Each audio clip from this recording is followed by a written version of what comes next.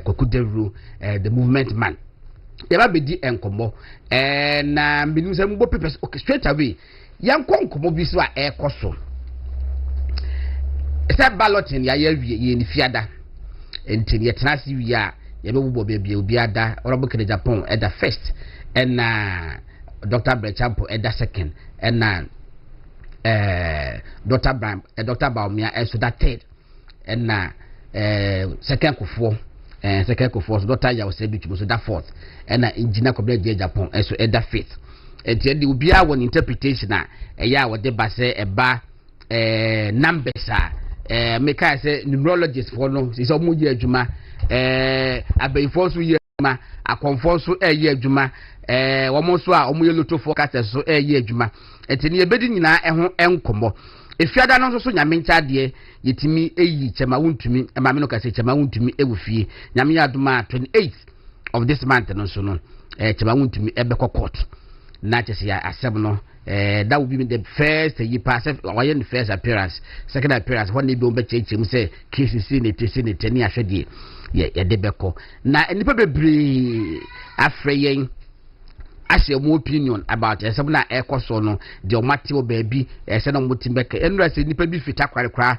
e ba nkran se o mate tin bi nte se o beka kire ye na ye hwede ye tafo ye da munyina ase mo a chema wuntumi NDC President Mahama atule ne esi no so na opeso de ne hana manese na mutimi ebedi ekiri mo amu wofia mo frefre mo bompaye ma akwanche nyina no ebulafo mu nyina ye damase edamu nyina ase nti debate aka no we are not taking it lightly chema wuntumi asem no say through say fomu efifi ne se defa ne nyina no ye nyina ebeye bia bi se de nipa die sa eneti enti no yedamase afei mamenko enkoma ekoso ewo system no ewo MPP internal primaries no obeta mo mata ase ewo MPP internal primaries no na enwa kakra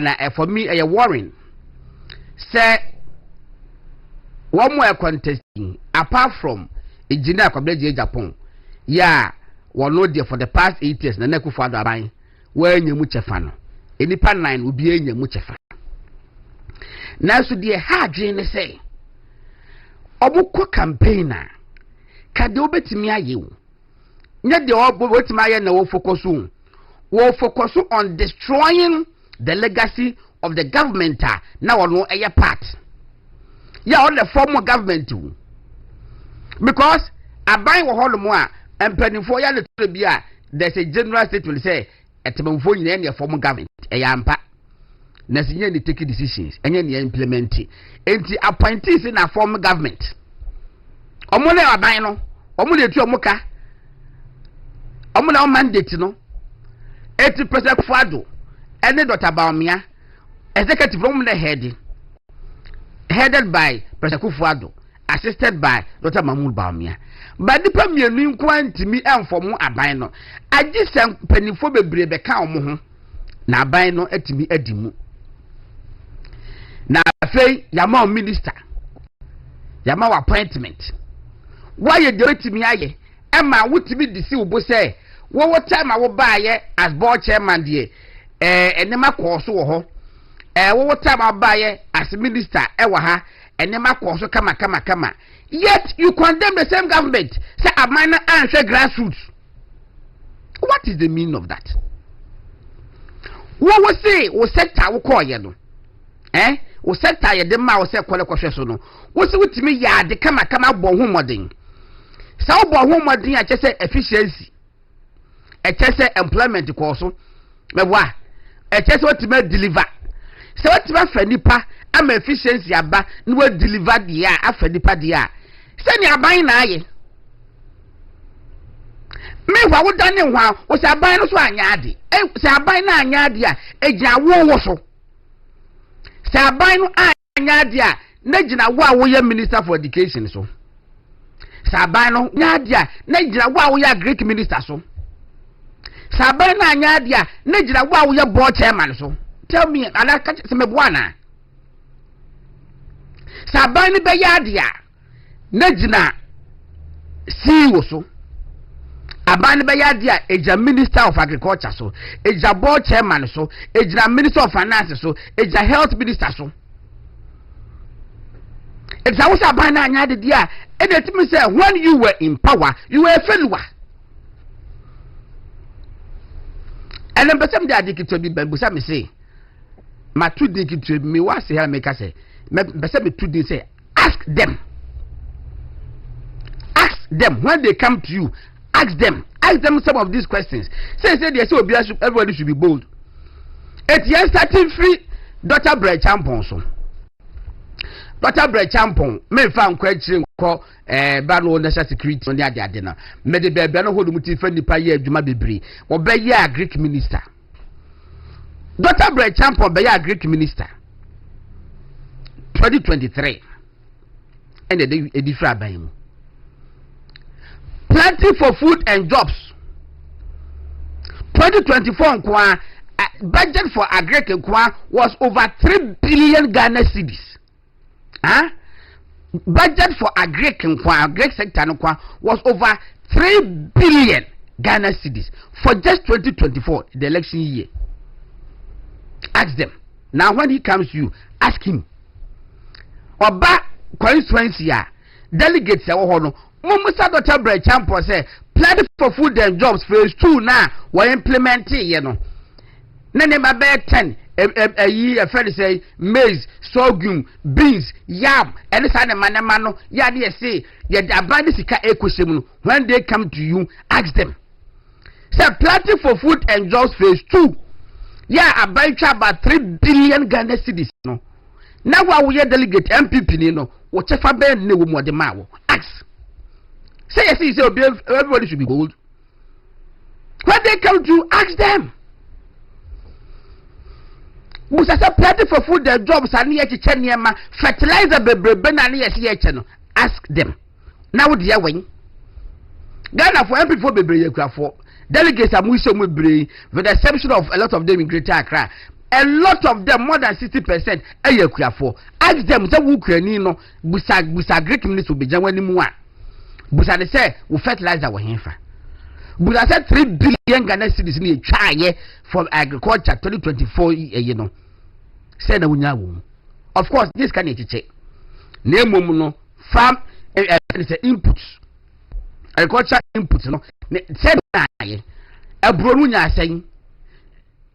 Sorghum no say seedlings say na de ma wo fertilizer say na de ma wo wofuo na eye say bia na eye 1 acre no eduru say land what eduru say scan say de ma mo eso machine e ba na say ama so when they come ask them e ma wo mo meja meka say e na we just bisa wo mo say wo no sector no we then wo de ma mo e brand minister o say delegate da.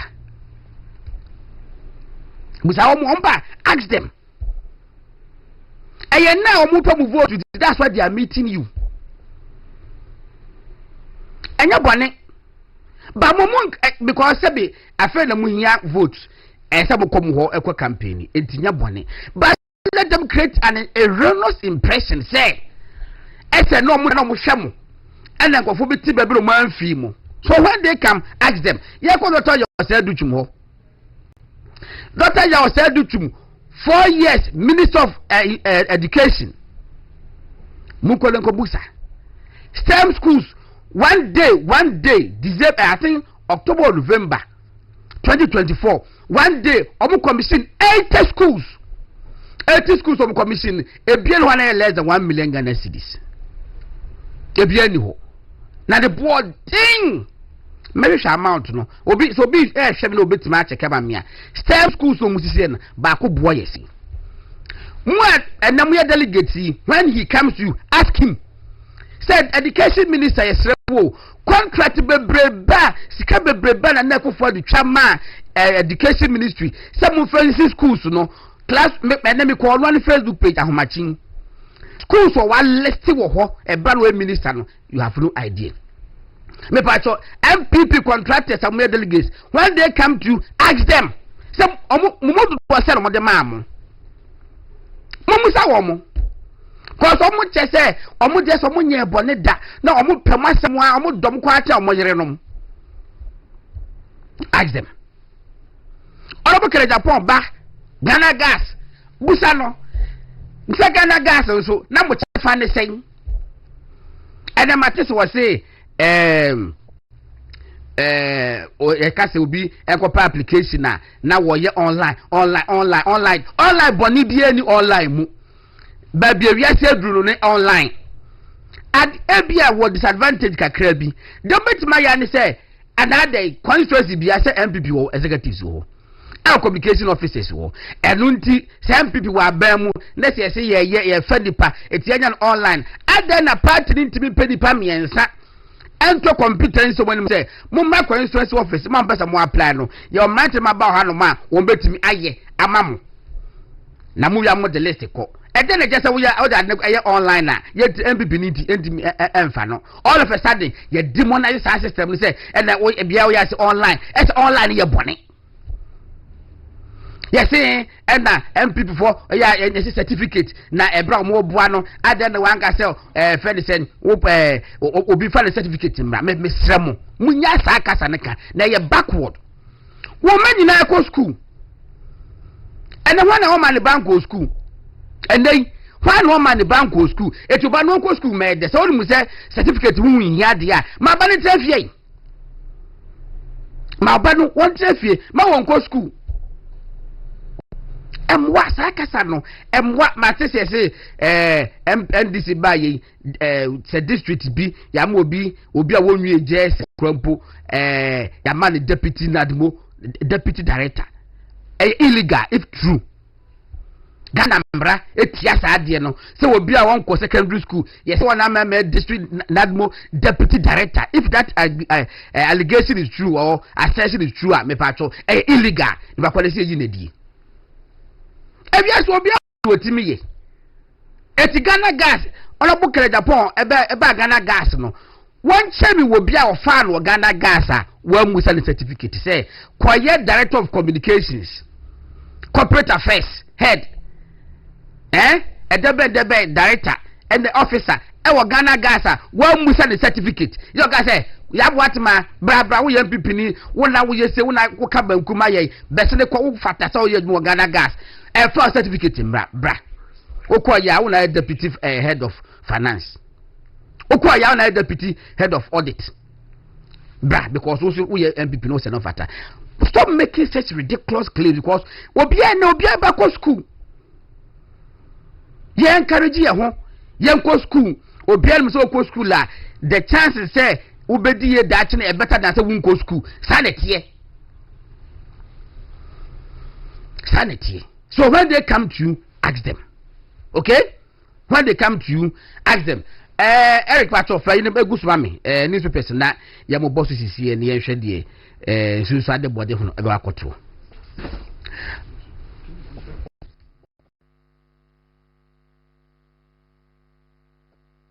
All right, the Ghanaian point was saying Mahama attends global leaders meeting on women in Beijing.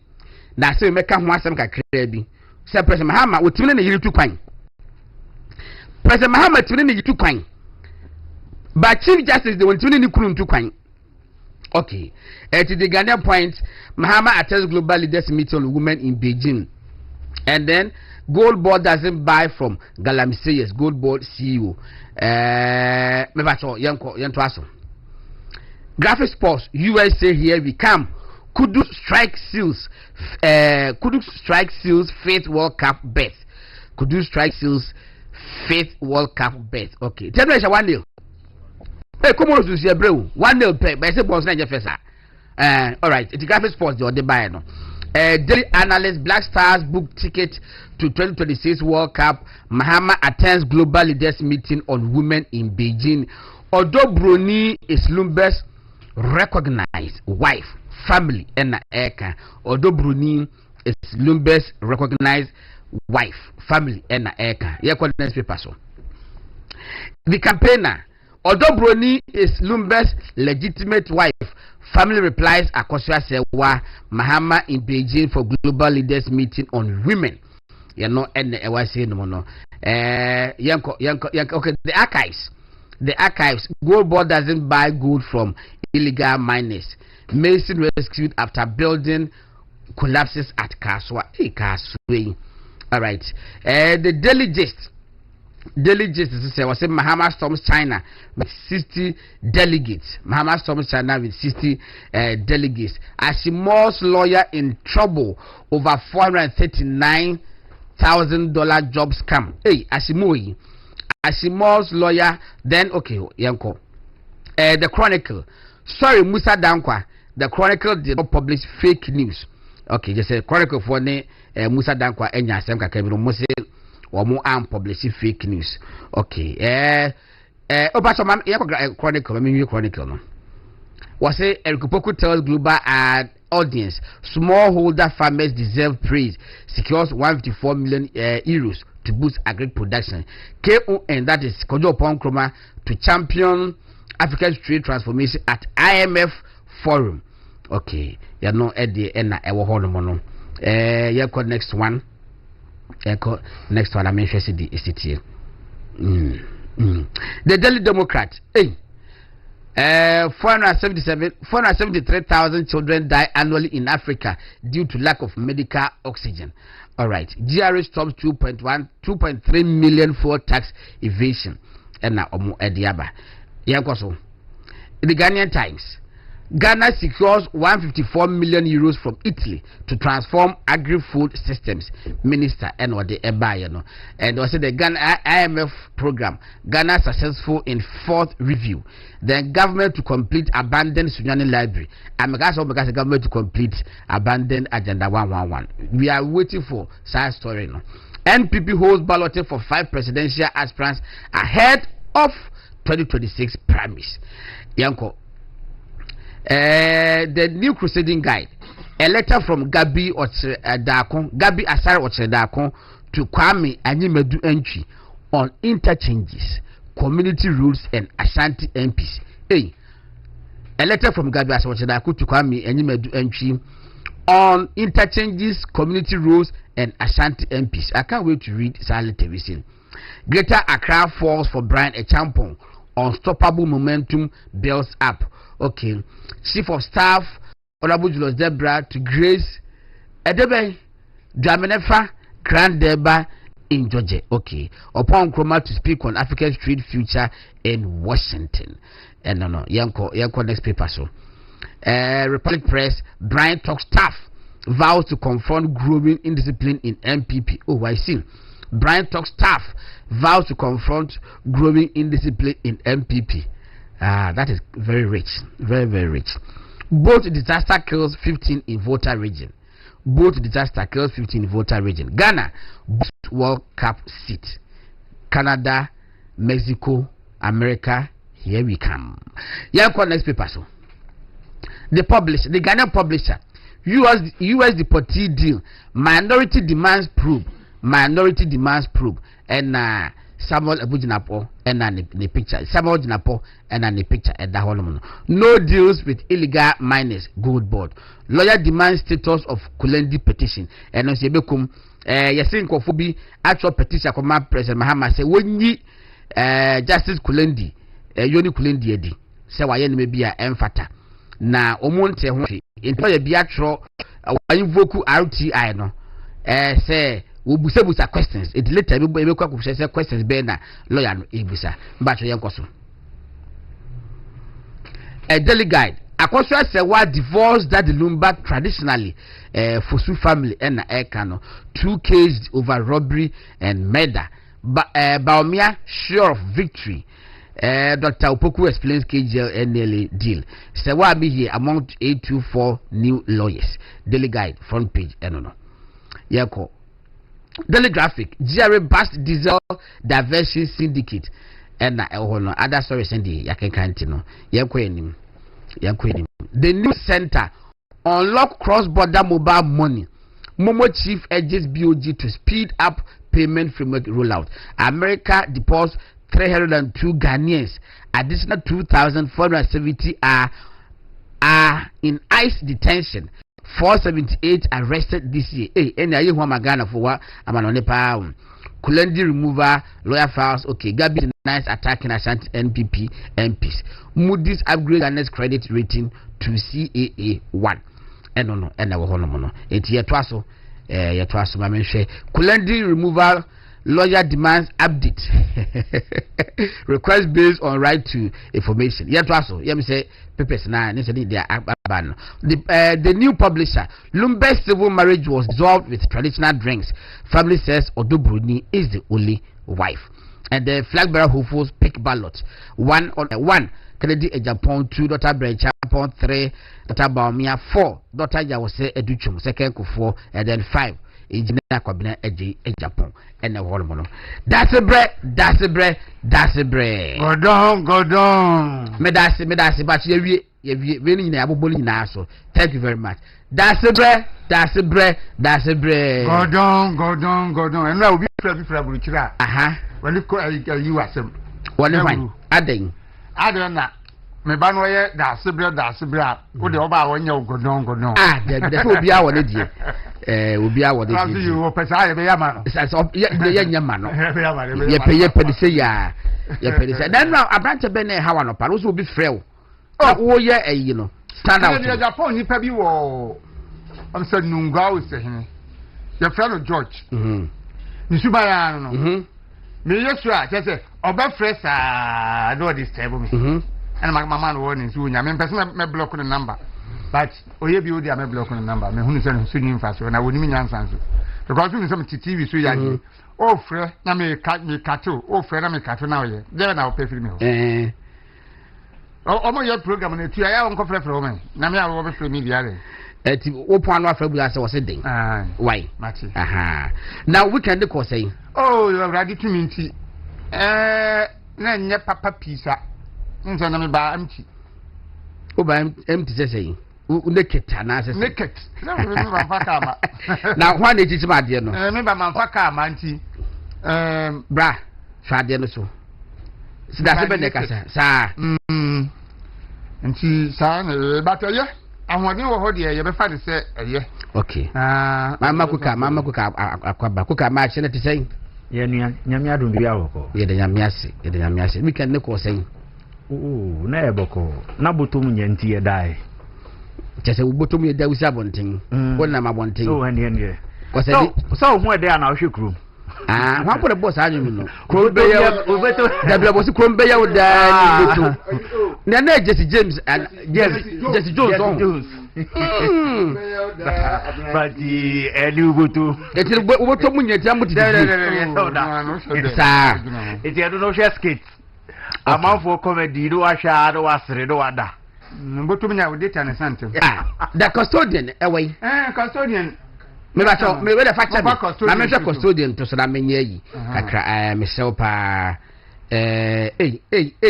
custodian newspaper no mo fa to so me na me mo so me say I was me this I won ho aka na hwe custodian newspaper fabric kakra anapa mama haji na wa de fache me sorry for the late at the custodian newspaper upon Nkrumah speaks on Africa's trade in Washington tomorrow. Lawyer demands update on Kulendi's removal. Baumia picks destiny number 3 on MPP flag. And I'm sure you say what's also destiny no.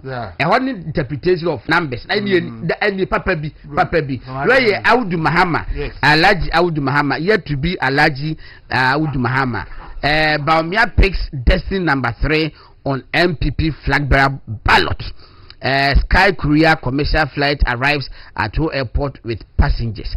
Okay, it you know the custodian newspaper there. Etike mu a na ese de ba. Not about many good trefe than enemy. Okay, Mati. Enti ye be copy person so any me intro kakra bi am se meet dia. Men go that bro. Yes. Ballot na koso. Na won chacha busuafo na mpani. Okay, yem fan na asema kedu amponyankopon ne abefu nyina ne yentia Dr. Alhaji Mahmoud Bawumia. Ana nire Ajia Samira Bawumia. Na do dan Kufuado ene ye mami Rebecca Kufuado nso ye tiom ne achia ye mampani dada John Ajikum Kufuo. Minority leader Osahene Kwame na Afenyo Markin ene ne deputy Honorable Patricia PD, the chairman of a minority chief whip. Honorable Anodom Penny, the deputy Jerry Ahmed, and also the chairman. Professor Kinsleyako. Okay. Prof. Quite so MP, a chairman minority caucus in our parliament. Your chairman, I'll be out here and Pebia, your chairman, come on. Na in ceremony na mo ye said ye so ye ho ye no unaba Victoria don ko so chia aha me kan so chia pa oni dewru ni nyina kuka mu nyina o chia mo dan Friday no me ba cho be ayibo ho no man Adibo, I have to deal with it, right? TV. Yes. Obi, I send a message. I'm watching you live from baby. Was say, please, I'm on my knees asking you to stop washing our dirty linens in public for the opposition. But your dirty linen, baby. Me say, ask them, say, I'm buy, you know, information education minister. Adan bebrebe school bebrebe mu si ye contract bebrebe mu nya no busa wo mu say tell them omo de ma hwan mo busa mu say mu nya bia na ya no so am I watching the tipo learning in public hey any say any ade the bedre bed you enra me pon ya me kofi me fi akose kla ko faka na obi frefre me peke ya me MPP ni na ade na mo ye no party ye party ba ko na ye tu aba ni wi a enti Semo ya na moko bi asem na semasa yanko bi asem sese enipa no wakasa yanso kasa bi amasema yanka miano na menka masem na me na me frɛ wo na semasa phone no so me na me toye am ka je so phone me na me toye no na atoma me enti wontimi nkyerɛ me sɛ me nyai na kan nsɛm a wo pɛkyerɛ me adenti na me de me ka bia wo de wo se wo na afrɛ yenti na me se na wo na afrɛ phone wo na atoma me de Awa am dem kati no. On afraid ono ne hunyu gomai. Enti me mani kana se mami me nto. Ana nyo na obedi. Ana so ma se phone so me na toy nyo na toy. Enti unti me control me obi am phone so. Na me kati no. Oh. Ya koy ballot na ewie. Yes. Na ya ne kan dumre bi a position no me de se de na akom ya kan ye no. Ense da nya de a enwanwa bibiri. Because Senator Muhammad da 8 na nyo ne twato na bi wona se na manfo tumi hwehwe kan fi 1 2 3 4 5 6 7 8 koto aba man ni ya position ni de enche dan ka hwe na one ye bo se so manya wa no last you know problem no manya wa se me hu se owura kwa me wusu se wan erka o sa ne tip na no manya wa so still o mu lose nti so manya wa no benya we ndi enche da ehia eno die to me and said that in anybody so about Kotuama. Me, Mr. If you say Kotuaba by Dr. Baumia. Did the only thing said Dr. Baumia that thing?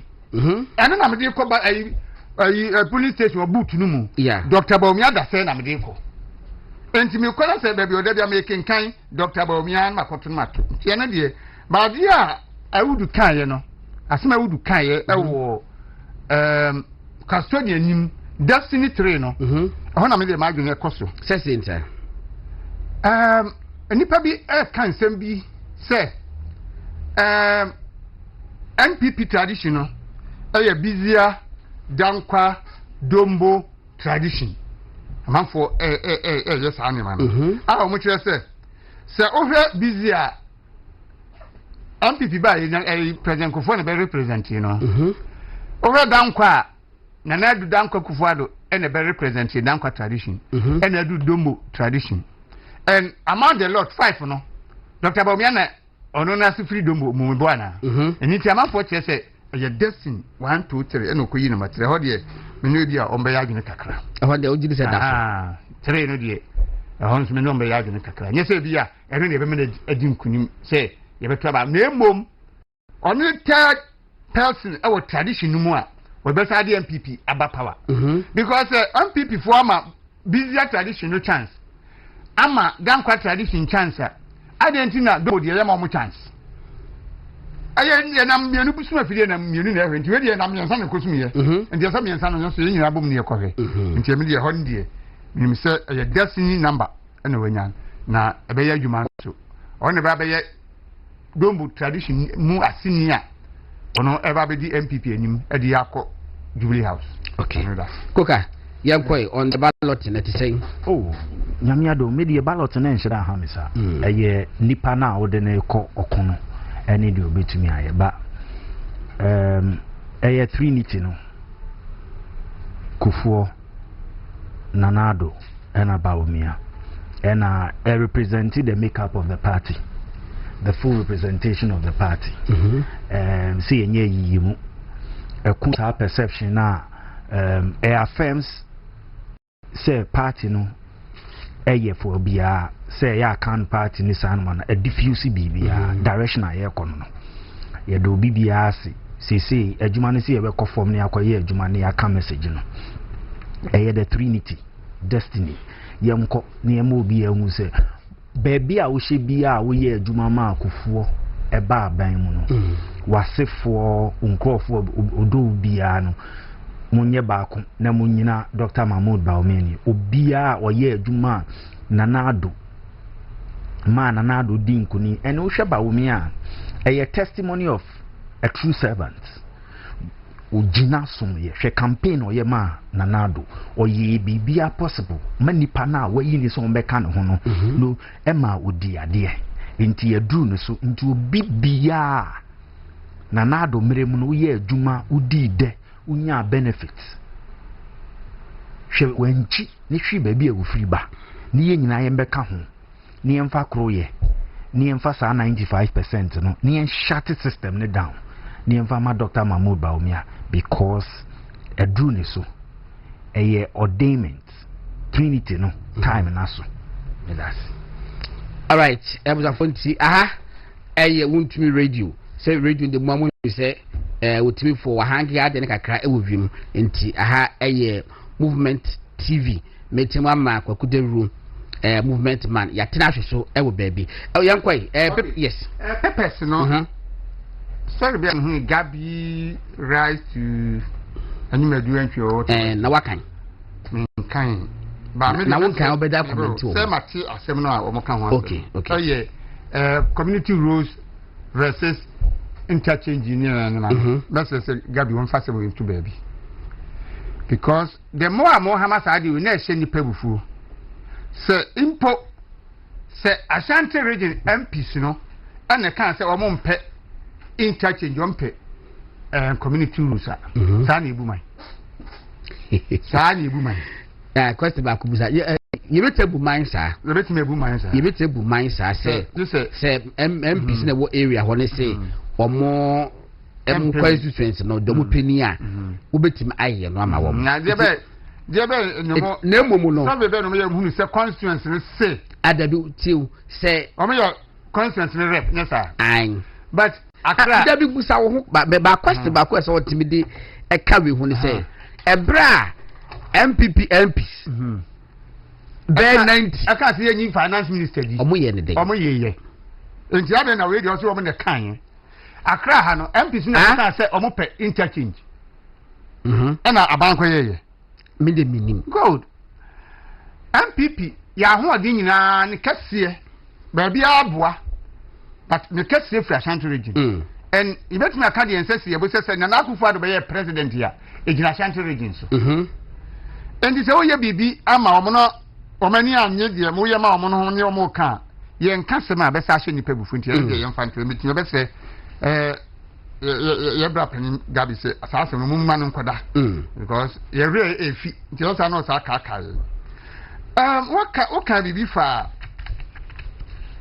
campaign ekoso ena wonu anya mo hwe o madidi agya mo mo ena ensese edo mo ba bio fa no kosi ni ensem na na buka ye no some people lose 2024 can Japan contribute Brian a champion contribute or say ya ditum contribute pa dabi obi aka ho na obi aka contribute ye use ye because Brian Jampon selling that kind abaya Greek minister planting food and job phase 2 aba anybody does say na dey bo am party no ye should to an amount call the office you be free mo the party ma you see yeah there you see sabi pedos ya ankase ye kopiska dabi de da se beka na ya nchechi we beka se bia se ni sin ebra Dr. Bre Champon ebeye agric minister ye nyina epenasem enti wakase be launch plan for food and jobs phase 2 ne no kwese asase wo wasase a yebe ma no bae no na wadua na meboa aha enti ye ne adanfo bi ama ya asase kakraka ewo medase ewo begro ko mo esimecha ba wo bia ama ya asase kakraka ewo begro eni etu ho na mo ne ko orobo brecha pon ne so rabo plan for food just phase 2 na aba no kama demo ye suggest say ye ya ji asase ni bi ya boboaye na ebeboaye nemo ye suggest say ye mpe media fo be 20 bi na bebe person mu ye fu ba ye mu nim how to go about it eti ko mu enje o masase na ye mu a o move it eneme ya wo kan say obetimi di aboa kokko ye fese akuafo no in fact first day na ye call ye no nyamenum ni kurani aje ye fese honorable Dr. Brechampon woje ye fewo so ye kwa na onyamai ba etwen ya ma wo ba in fact wo ba ye na no ka so ye mema na woni ye call holma ye kwatena ase wakati ye kwa say senesa ye bampa other side of me emfa ho Yamra Street and man secretary holmo which was very good kama subsequently ya kwa ya hu minister anamwa ya hu etiesusu ye no eka ye tirim ba ye no me emfa hu abufuo enka say ye call rabo bracha poseti ye kopelwe ni ke di bi so ama media for cause ya dwen say media for be 20 ebamu so musu ye bia omo na beti ho adanse ama plan for food and just phase 2 no Ghana for ati say efasodie wom ya nje ye aniti na ye tu ana monyi ye kwonye nkwa de bi benya frimo ye se media for ye ka se pa be 50 bia ye benya regions bi e on betimi aye but amaso anti ba ko biem menew ene dawru ye ko ba bi ne fa education minister ya kwa education minister information ye siano no ene se minister Dr. ya wose duchu ye gidi se adwuma no maye pa na nipa be 3 institutions and ministries and the beti abuama MPP party ya wini election 2024 one kasa ministry of education, ministry of agriculture, health ministry, any ministry of roads sa forward ye kan fa the energy cracker say omle beti lead am ye wini elections no na so the education ministry ye said antishi ye lutin ya bad ho say ye de ye wo vehicle kese won betimi ajusu hunti multimedia any other outlets ye na Dr. said duchum waje ado se makwaba na some kan de eye pa na education ministry kwa betimi win elections no ene say ye possible na mom no akadema miensa pe akana ibe akadema miensa pe ene wase education ministry no eye ene se patrol ene ma miensa be na aka first one was the communication, second one was the communication, third one was the communication. Ene ma miensa na ministry this year account minister ne kai communication, second communication, third communication. It was all about communication. Ecosystem. And I don't know. Communication you say okay, say about communication there bet me dia fire so. Aha, ya krado. Say niema wa ye pen drive so wa pa bra. Na ye ma bra chechiri mu kira manfo anasoma wo kasa manfo na omra anaso mpo opa fa ku pen drive so fa mayen. Ya de honam pa adwuma e be kwa akoye ho adwuma ma mansan ye ho. Ovie. Ovie.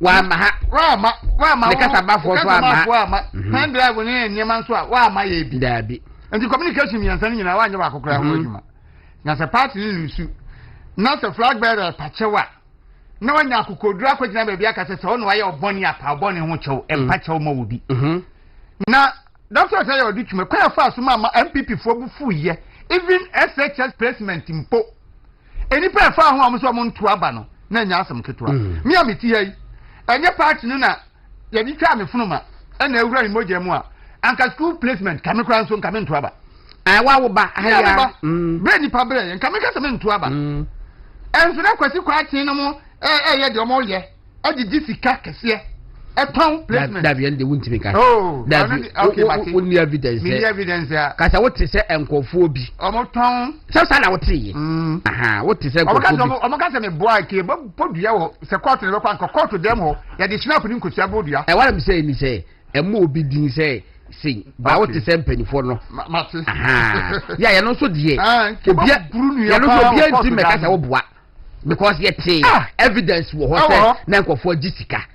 Okay. Obi MPP ni ba anya school maami simeti suhum mesamo mo mami ba no mra suhum no mako day mo to office wo mo ntnya amfi no na okaso won koto aba na elusu a na adu akwa akohye obi enti obi aye na fam de e na ye di lusu ye e Dr. Brian Champon ye bako akoto aba some few months abato na opre Smith Hotel ho wani abre so beto Smith Hotels na okoje tabla kwa atiasim state capture hwane na oti wona ye my other dear friend to the extent say organized labor my other dear friend to the extent say organized labor eye demonstration ti aban no won kwa hunti pa ba kunti o organized labor ye demonstration ti aban no na nu say de ebe fi mu aba anye mo to say anybody do not know kan say man pipi tena wa keke Brian Champon beto Smith Hotels nti ne mo ntina wo nko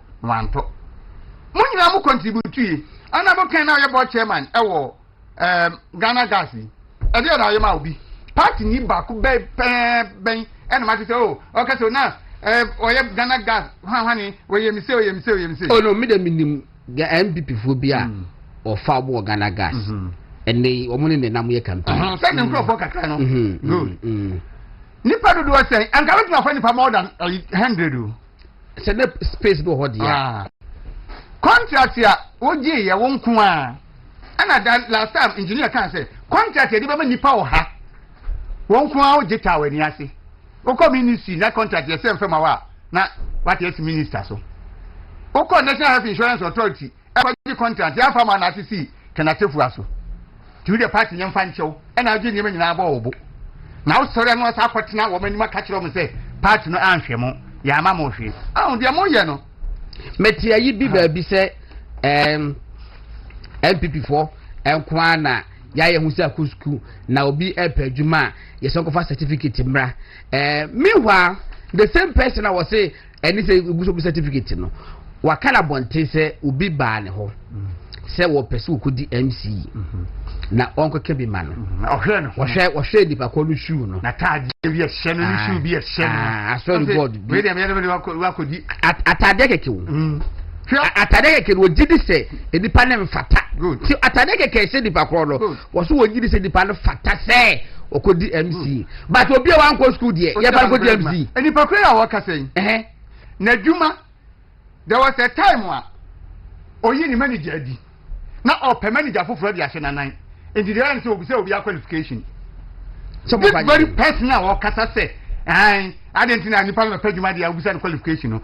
All pro bia na manager no. Obi say obi have qualification. And you don't who say qualification what no. And why so adwuma no so. Asa. Na maka kire wo. Koka yan kwai.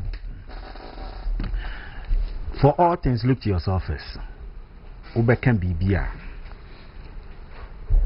Nipa ba ko pe na metun aka say aspirant no na onka nanado amamu hu aye engineer Kwabnajipu omo ma ka nyina obia eye adwuma wo nanado enti omo si wen omo achievement wen die mpa no mo ye ma Ghana fo wahu meka sa asemu ede bia se panyin ana obi odoni man oye no mama oman no enyem no ho onka enhwahwa no ho se ene ma yesi ama me ho ene ma yesi e ma yesi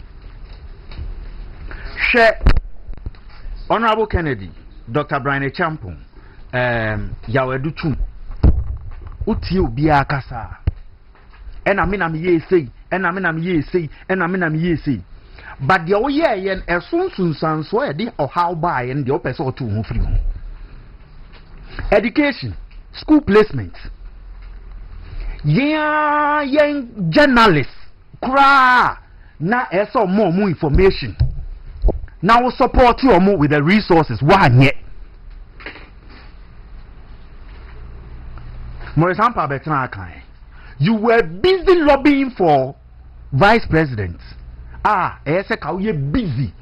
So we project near Ena OJ education no kunkwam onkwa mafi cafe mi no mafi cafe mi ameye meye any bedru bedru obi anka say onye good but government here a collective work decentralizing and doing collective work and a dim puntu ba ene obi pacho a osi hey na wo wetumi apacho when the school placement any office nkofo eton placement e ma party ni edi ya nkofo di ya wa omopanship party no have you ever been bold to apologize there be so obolo onye bone won hu the bone awaye no aye wa pa ho chew when you are walking walk majestically say unanti wie pe na Yesu aba enye no deal with the issues mukwa monka no kwene nche nkofo no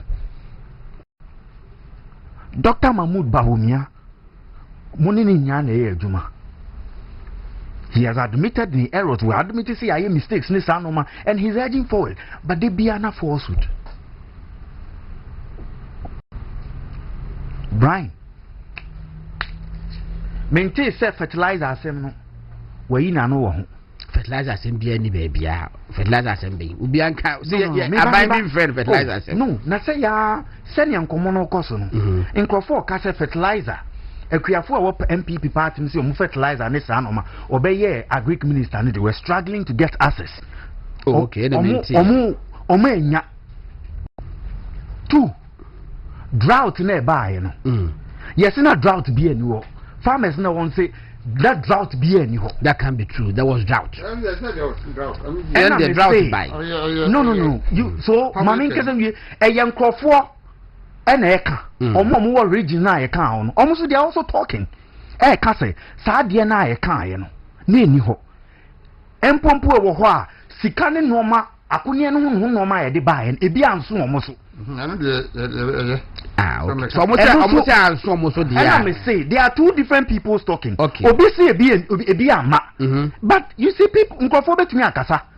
The honors is on you so be prove say ade na omo kan enye no correct. That I agree with you because one mu okora na okakire constituency executives ni say woma MPs ni bi say woma constituency chairman for bi say ma omo nche dia omumusa womo it say omo so say omo na yakuafo na say fertilizer and so omo so implement say omo na ma dia yes normal ho akade ni normal e ba anso omo and obi register when obi ya and no so now focus on the issue and your government aban na nado aban e ma utumi say oka na oyi anu na Ghana for hu say resources and stewardship e de ma ho no wo ye hu adwuma e de ho akade ma wo bia okay enti say wo ko e busase ye musa san krofo we a and nyankopon pebone majority of nkrofo a esom na nado no nkrofo 5 na almost standing no omachi obi e bi wo ho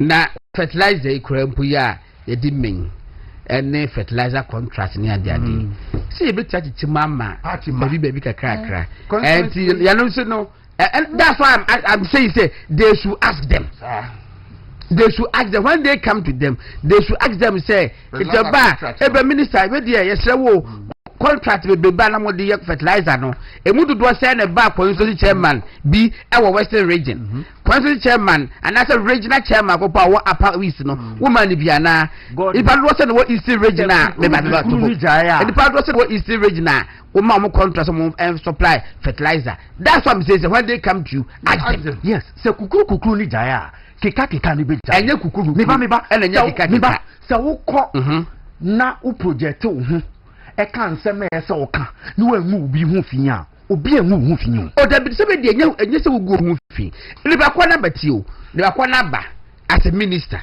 of agriculture, minister of education waba and was say party no anhwe nkofo o ma anhwe grassroots and I make catch o mo say to mo ba o mo so ye mo bibi aban no I friend say education ukuta about 40% of total budget et aban at amount to me there when they come to ask them say minister of education schools be ya musi ye emudu do say na the contract na ema MPP national executive bi MPP regional chairman bi regional secretary regional women's organizer do say na the man they have to ask them and am kasa ba ye no nye kukuru ne keka me kasa me no ya adwene but de me kasa di kukuru ne keka ne ba ne say ukoya a wo ton ho no wo portfolio na wukura when to me justify wo when to me answer questions wo when to me kan che nkofo de ode ye yo ba obi foforo de and now we booster questions.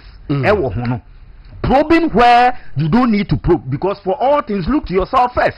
O count dear now you would answer now bet me could be dear so. Now so one yet and no now baby pointing and aware and yes say and aware I say and I say check will be answered the message.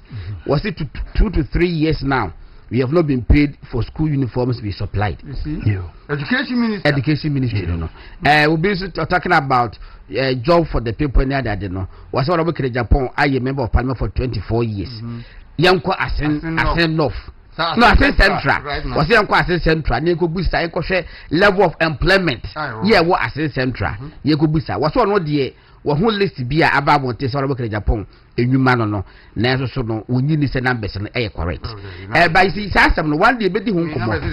No, say, Ghana need be also a businessman be it me employ any pattern grandpa and we are not discount, we are not disputing the fact that will be a memo. But number say in the was in the 7,000 what the list was say we should be 1,000 crowd. But and I'm just saying, so was 100 crown pa. What I say, my 500. Everybody just but don't balloon it. So which means unfairly, more like a whole seat of government, 7,000. To say, Mama, and for the public positions, I'm 7,000. No, what you see? Me patrol empty and employing for saying. Ish, cook a fetch me. My boss is here. Obisi, minimum, pa, me money didn't. Was you know I'm a farmer. Indeed there was drought. I lost 20 acres of maize. But till now no compensation. Was it till now we need compensation? I say Buza say nana go for that buy no which is say baby drought ne buy no yen compensate farmers nana. These are questions we should be asking ourselves. All right. Because say no grant na mom koto mo bi begu ha aban sisan ya your mama yes you fan come school for ni no dey no say wono na oba e wojina school for ho a wapa biane mo no yes koka to aso yes na ka MTN employing for saying in be around 3,000 okay so say obi employed 7,000 na o share o use MTN as a benchmarker which means we employ over twice the number of people MTN employ. But I'd love to use MTN as benchmark because me in the private sector no, currently a profitable and what the year analysis in terms of product or motono a product return on investments a good depreciation level ne sa no mano and sheda and was rosa into use as a benchmarker a profitable business would they compare ubia and a multinational what you say inti me the yes comparison and virtual every district be yes offices good inti yes analysis now then it means say nipa na ye can asem this is the job opportunity or Ghanaians what you say because even Ghana Health Services ubebu sound say omo employee Ghana Police Service ushesa Ghana Education Service ushesa normal way nyina na uhwe the nipa ne so you know busa say na nipa ni tua wo ho some of the understanding be ba wo ase say no many baby aye kan intro What you say? Yeah. It's good. Yeah. Be every businessman employ 10 senior worker. Oh, there will be growth because we need to decentralize. Not pressure any what a baby as something. In the end, you support it, but the figures and the projections now, man, it does not make sense. It does not make business sense. In the only pakrono, in terms of compensation annually, say no to ya. In terms of taxes to Ghana, how much does the person say? What you say? These are the questions I expect people say. Ghana for bebusa. Ni identifying microphone. Then we now say, hey, sa nipa no ya ade na yemo na baso. Then we can say government. Nipa ni yes say dia. At least so many tax reliefs be ni benefits be. Say be ya he can increase the expansion the employment opportunities. What you say? Ni nya intro no mwae. Ade ba ku so e di ni candidate ni aspirants ni bi nkofo. Say always docking people's message. Say the biani akutwa nkofo videos near the false message atoso near use AI near your credibility. Say who person who call the highest position Ghana. Now we employ nkofo say omun distorting information omun use AI and use and dani nkofo nsema. Then what kind of personality are you? You see sadie no ehwa no mayebi be 2 years ago yetna ha me ameti hwen orabo kede Japan amadwuma yeda sade no ya ye kan yenye careful kakra obi me wadwuma ya eye 2 way afew wa ye adwuma mara mo nya osonfa so ena no so tua woka etu obi anya no so ne sonfa so eye trade what you say because me be adwuma ma won ka me ma mpefo se ka be yimedi so unya fa etia ye di nkomo amususu fa enka twa nipa numa aha ye ya mo tombo kakra because be oni ba kwana mabonte won ko school ni tuni bia ko me fa so me ko ye na mabonte so anka se busum bia betua meka o asade tie en ya tena etimem wo respect for Robo Kede Japan me nka no ho asem bone ya tena ha ne ye di nkomo se MPP ebra ye kwa ahunhia mu ko opposition say ye nya net true television any especially o man FM wa e ka se metu MPP you no it is not in doubt and ye ka say edru dia din obabi a eya na mo Robo Kede Japan wotati sim mo kan se bi a etu be ne tibi boa party no ye no so ye true obi ka sa asem no a ehe fa no ka say ye no ntino Robo Kede Japan ye vote man as flag bearer. Baumia boys down Baumia and a route for Canadian Japan. Obianka muye sana ebema ayedin say we betimi aka ada price bi ho asem papa. Mbasa me semu mutio muye sana ebeye den am obiaka bi ho asem papa because ebi aso obi wa no asem papa sa negatives.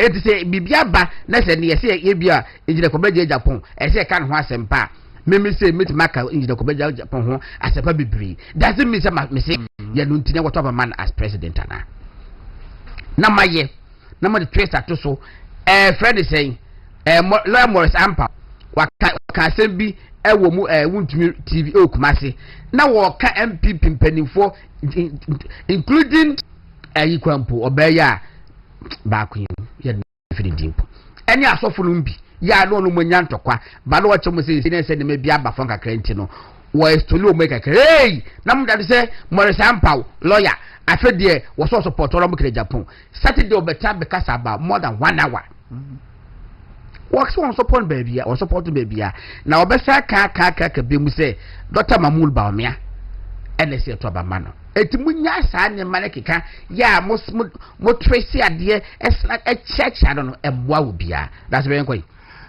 I don't know until 7 bia na hagene say mutimi tena sia mo kuche de mama ade ani say mo twa tro to ni paso we Bible say mama ni nyam nwanwa fi say Satan an kasa ye ne ho say han bo fonti na chilifo ye bia enye nwanwa okay twaso and the maybe telephone lines like okay. Me wo Ghana Health Service for Mozambique. And the health minister. Okay.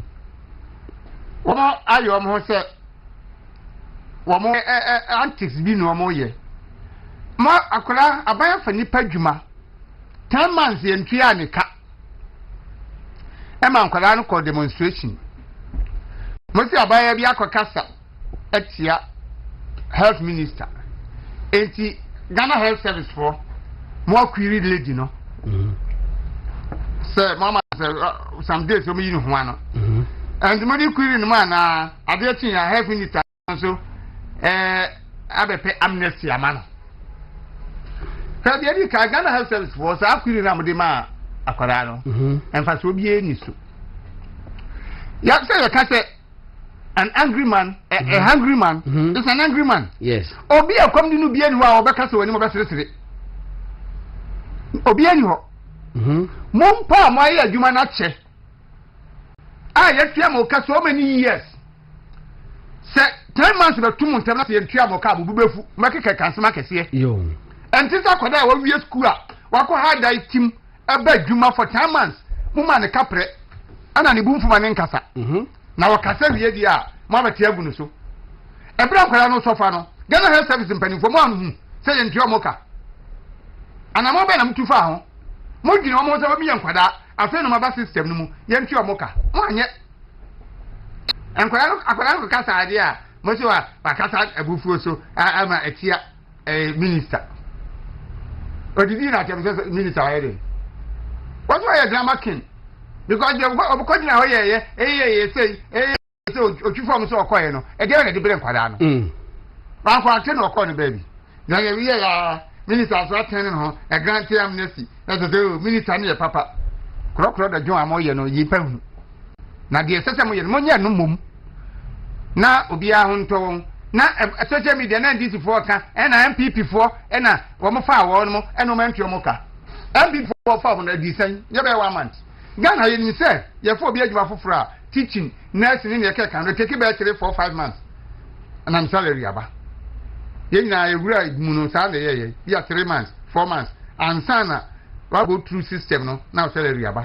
10 months but me dia me so months analysis ne na teacher for ni say President John Mahama ne ho na ono de ni yes but you must 3 years na ma 3 months adwuma ti yo say dem pa bota nkwada na chi na omunyom sika nya sa na fi wetwam di an no say sa system no na we sa adapt to you ti wam de Ghana Service for penny for munya akwada no amana san be assemble na okay obi a otumi ma ye yi obi edi se one ni kunu etukwan ono de yi etukwan a problem ni hu se nya me ti soro he nyina wo ko ide wo do afa yele di wachi na obi de wo ko no de nukunu di na chi a wa bomusuo ye nyina ye to man mi ye hwehwe me na no na me ka se de wo mo ye chema wuntumi no wo ye Ghana ni despite say wonya MPP ni wonya chema wuntumi yonko won penasem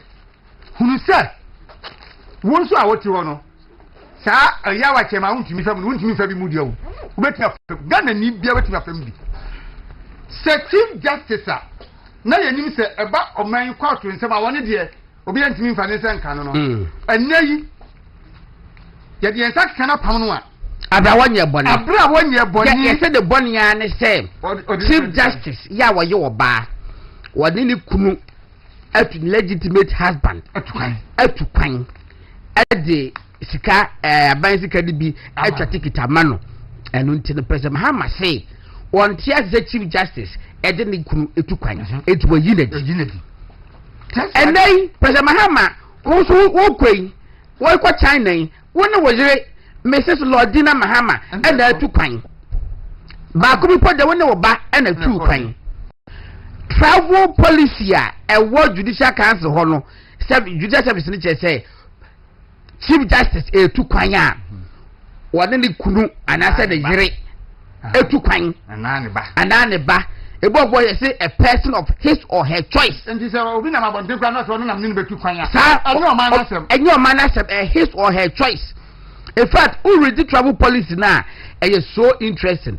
Baby the ordinary backup baby or betina I will play no crampo no omo describe you to the sense of musomo kwada say enye ni kunu a different person any a security a police officer on the back a danya or bedem a dead chief justice in the bedem the security man's bedem it should not be far from each other almost describe in our travel policy yeah we president Muhammad nim as also no and I would say pop bunny and no bow position you know what by ya what chief justice said tell what any kunu to quine now also do you to quine I don't gonna take a new idea. I never thought so better you to find me. I'm not your own. Okay, I say I know him so I'll sing to us. Alkaline, Mamma, Saturday no on beach him, lawyer boys, I'm power by no. What can I be? A better bus, the church, and the man can cry. Na yabo. I think it do kind just about 3 minutes, but Bomami, who we are a bit better full lines, be 5 minutes, be you are not as a bedi, no a womb, not just a sorry so. It's about so why you ready? Lawyer Morris Ampadiano, Bomami, see the city, and a demon. Imagine. My man from the video. Now, more the now, more the caption, no, it's worse than an Bahad at Kennedy Point. Now who calls them? C'est ça. It's not ripe. Currently, it's not marketable. Kennedy, you don't Kennedy. Ghana phone. Because I was see grassroots. No, please. Grassroots no. What is the strategic basis? Sample no. Oh, definitely. But that's no. What can I say? Grassroots there. They work grassroots. Base of who? It's not about grassroots pay. This election is not going to be won by MPP grassroots. MPP grassroots. How many of them you know also who are the know that they also belong? They capture now. It depends on the number. It is hard as Kennedy point. A lot of who cost who also say about me. I'm saying that Kennedy didn't say better one is about me. Yakoto Baumia, the Bonia, at the BDBA, I said, I do before 2016. Aye, it's Baumia, the religious way, you didn't attempt that. The economy, that them. Yakoto Baumia to the sense, it's no, I can't have bonnet. Be anywhere. Who can for Baumia Befa? Okay, but Kennedy Pony, yea, Kennedy Pony, dear, Minia, Kennedy Pony, dear, before go the man, Niama. MPP for the say soon now him can see now opponent epewa let us say we weak candidates bra mo share say omo ye ma mane be no oni say na me kan ko join we friend say so me bo because I can for a weaker you a weaker before a weaker candidate mama ye di mayen and you know I say it no be challenge ma to me wait some of them can be somebody you know and NDC follows just smart na me confess here you confess who do say Julo Zebra Julo Zebra and the student ketia you me say back contest now me support you say dinketia you I didn't because I know say a bit easier for MPP Dr. Bamel to beat a sitting ketia as compared to Julo Zebra more fight Julo Zebra is a dangerous person in quote say anytime on the contest behind share for penasem media for penasem you know that making maybe say bad support to say then a year said you get winning that it's very beaten but unfortunately let me tell you too sir on also grassroots Julius into me match as you get here I will end this election yes more thing no you go back and you know can the point imagine say beto aton because if you answer na excuse me you didn't ne niama be attack no eti bra Saturday no obaye no obekaye no eno no say wono de won ka se support Arabo Kennedy Japan na so den kofo bi na omo twisting nsem no do wo mo ne wo say sa na obema na wa ma ko he may go hard at Arabo Kennedy Japan because won ka se wo support amode betoro so dia na eno eye intwato so aka bacho mesama wade kitua bi abrante bi a social media ade bi bacho bomame kitua bi sisiye ye no you say about 2 minutes bomame sisiye na menhwa ade why mesel Dr. Baumia, how is the campaign so far? So far, we are trying to talk to our communicators so that they avoid insults and address issues. Okay. How are you going to win? With God on my side, I'm trying to touch base with the grassroots so that we address their concern and hopefully they give us a massive win. Thank you, Dr. Baumia. Other candidates, how is the campaign so far?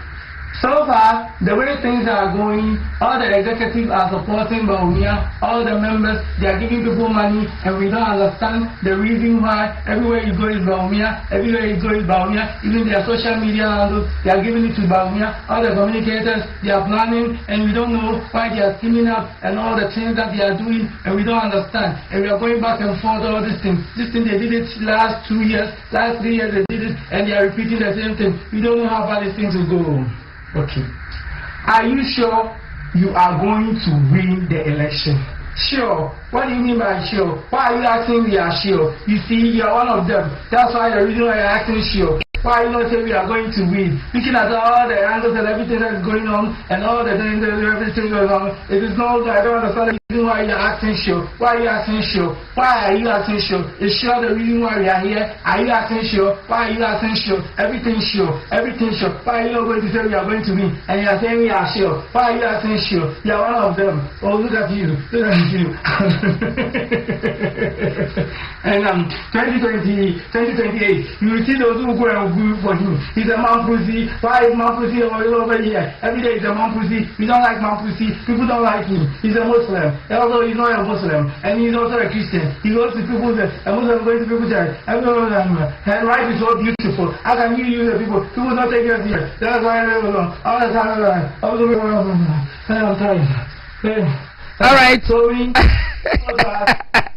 it's a very short story, and I brought you know what captured within 2 minutes 30 seconds or so. No, very short story. That's a very.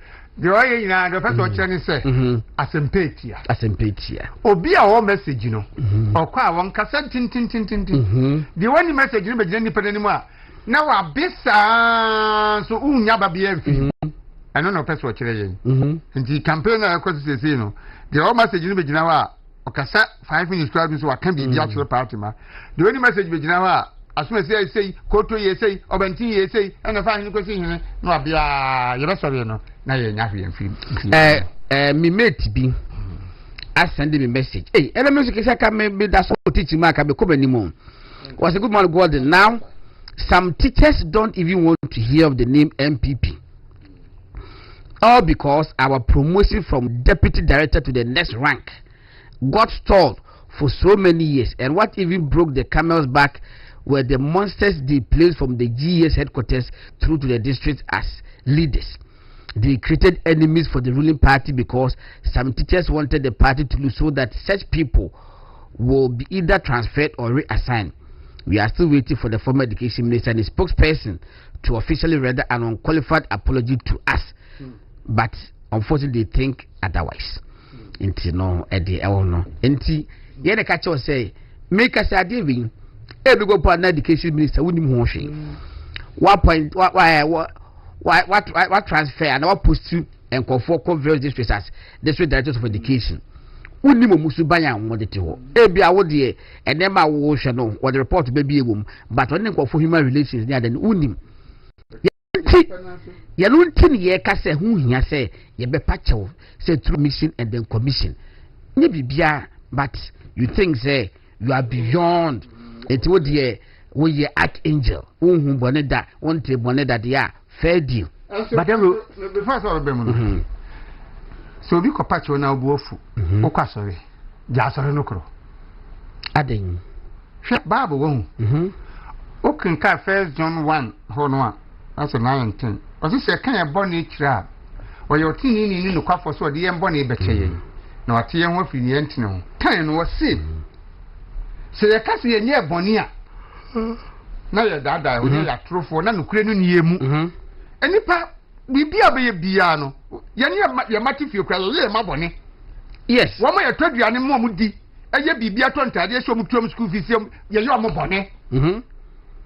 Enti se uda doma no a dan enipa 1000 obeye mu be 200 money abra woni kura now so why you mo money yeah enti so we be pacho a aye nyansade se nipa be ba be pacho se funso bi e ba yakwan bi amon fanche what say we dey onye obi boni no akopa ncho say it we hwe asma kan se sia hwan na betumi asori anopa ana okoda obeka se obom pa ya starting fa Boniface because one started in few who the Ogosri Biane then Emfa.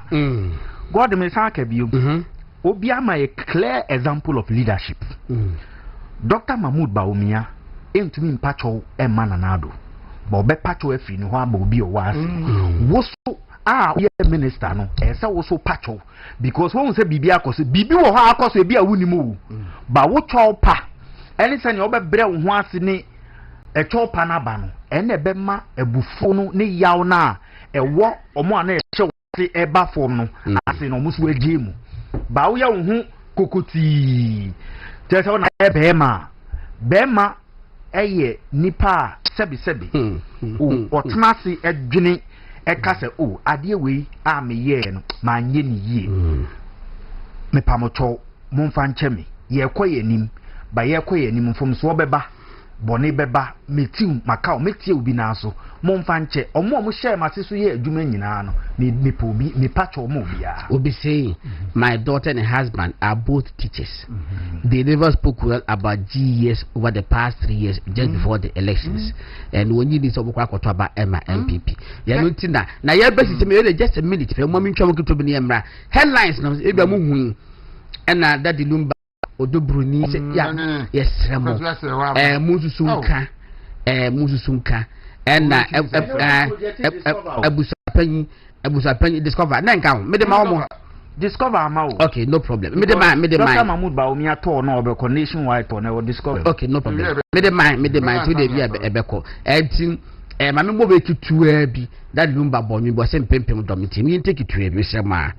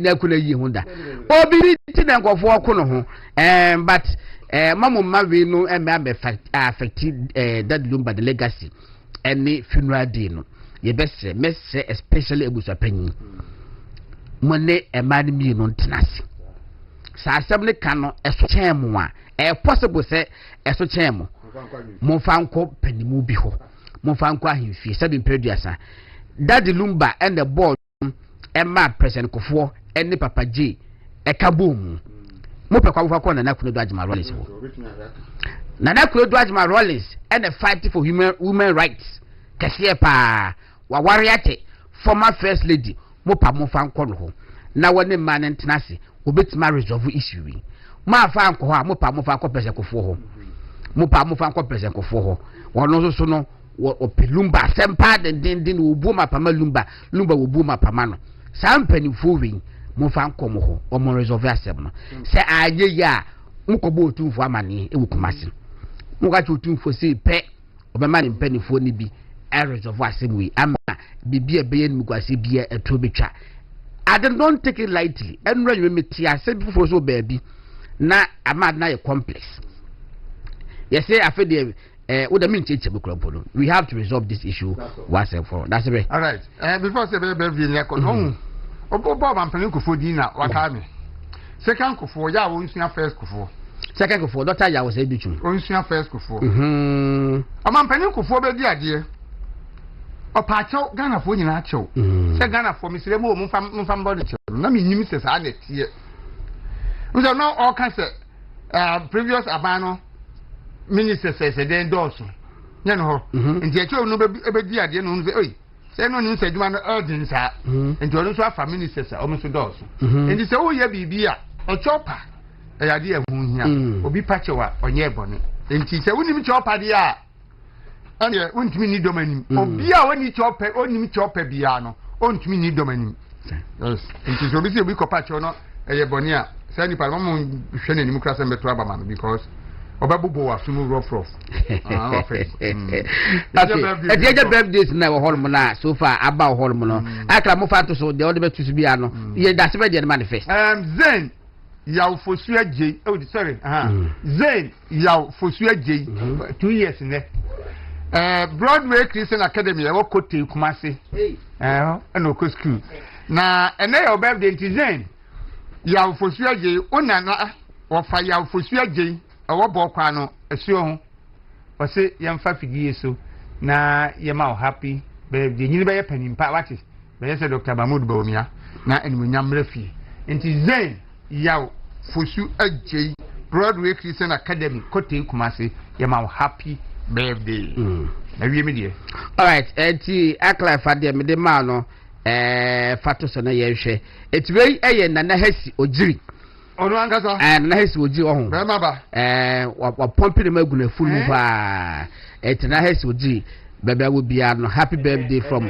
wonafofo nyina ene ye ne wo movement television nyina wutu multimedia MPP fo nyina se be ma investment in issue pa eti sofuba na hasi ogiri sofuba asofu meyi ado pesa gas wa jinsem asofu meyi eti enwa edodo ye kwa next one so na me hwe de eti no kuka eti we eye Richard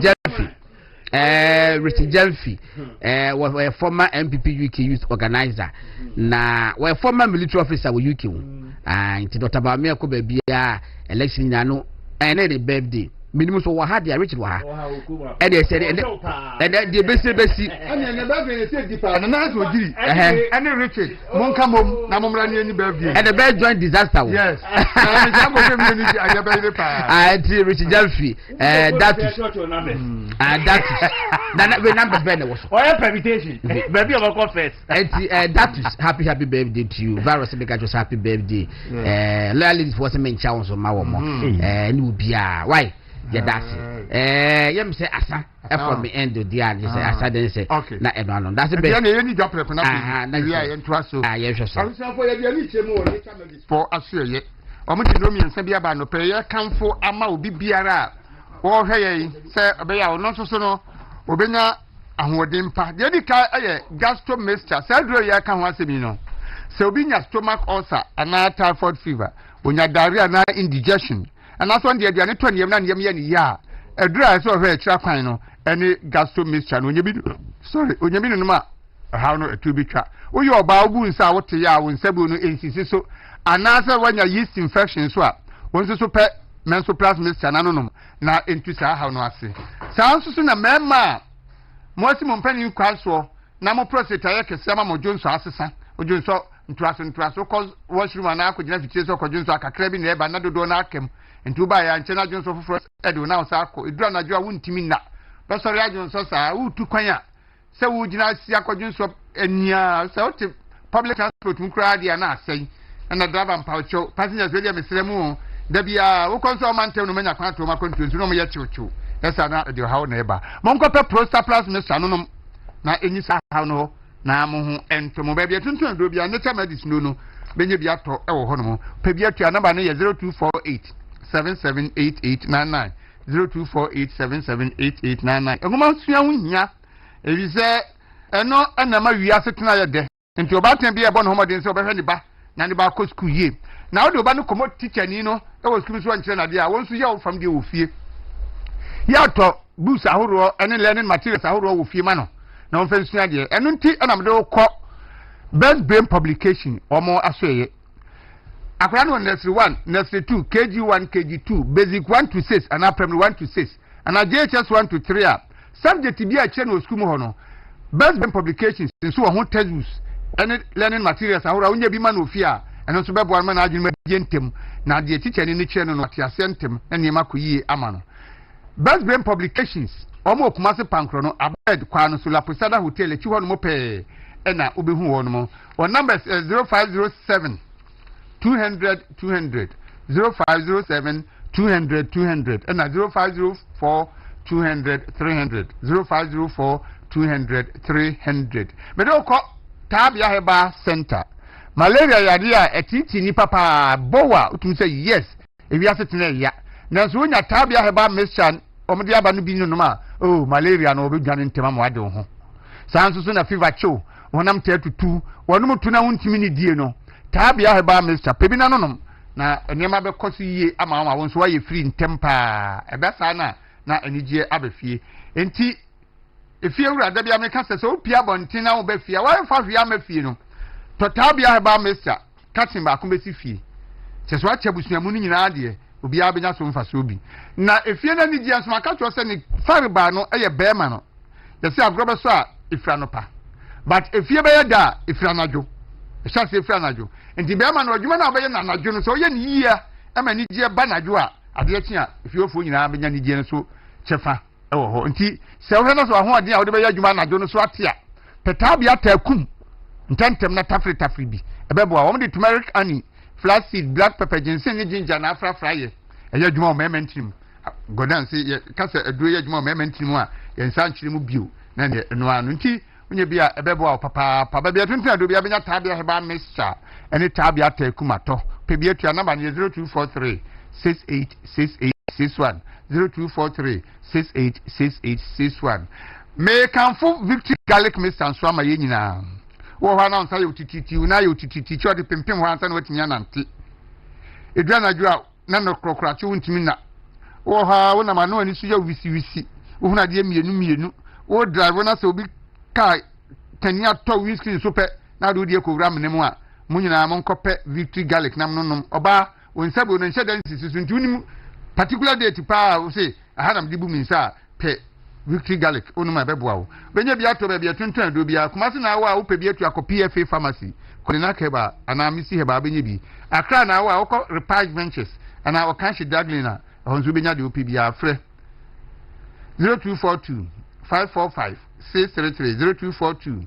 545 633 nani omo enkasa home appliance wo pe bia tra bia sa do ani kire wo Ghana ay high sense maka cho se wa nko high sense ankoto home appliance no ho a ubenye bi atode ne nso ho nto ete se de wasoma kwada no ho na dwo wo namu de wo namu na dwo na honam ka pa de ento da wakoma nto yem enti se ope home appliance bi ato se eye air conditioner television home theater ana ghetto blaster ope washing machine electric iron electric stove gas stove fridge deep freezer microwave blender rice cooker air fryer empo ope smartphone atwa ko Hisense ubinya papa pa ato Hisense nyama no efe eye papa na ne bo na wo fom omo showroom so Ghana maka cho se yentimi nkayo yentimi bo so ba akoma obi eni wa oti radio na TV so be kaso bit na ese admin fi se district bia na municipality bia wa Ghana bia no ubenya omo de ba akoma ho enti odi an se obefo number no afre enti bia wo wadu nim showroom na ben wo na afre number no 0302 550 000 0302 550 000 ofra ya ombefa no ma bisa bebia wo no ma che showroom eben wo no akotowa de simple na why free e ma no muntie me na monye we oba bia ubebu nsa no ese hwe wa ho siesie yie na nkaboni bia ma wo ho no baba bu nsa ne nkabone ma ho na akoni pamu na wo yam hwehwe wo mfere a na fa lady clean and say odi sesi ho what we say kama wonam a bo so confidence level no na e wo soro oba se waya basiriwa waya maame fege person ya babunu a na fa lady clean eno me so he kira kwan e bebua wo ama sa reverse na beba ni uhie bo so yes we dey brand new na so wa na onim dey wa nanti akwa kuduru na fa lady clean bebe tuntun ado bia benya bi ato e wo ho no mo se wo pebu atua Nick Royal Pharmacy wo kwa Shiman traffic light odoko kwan no so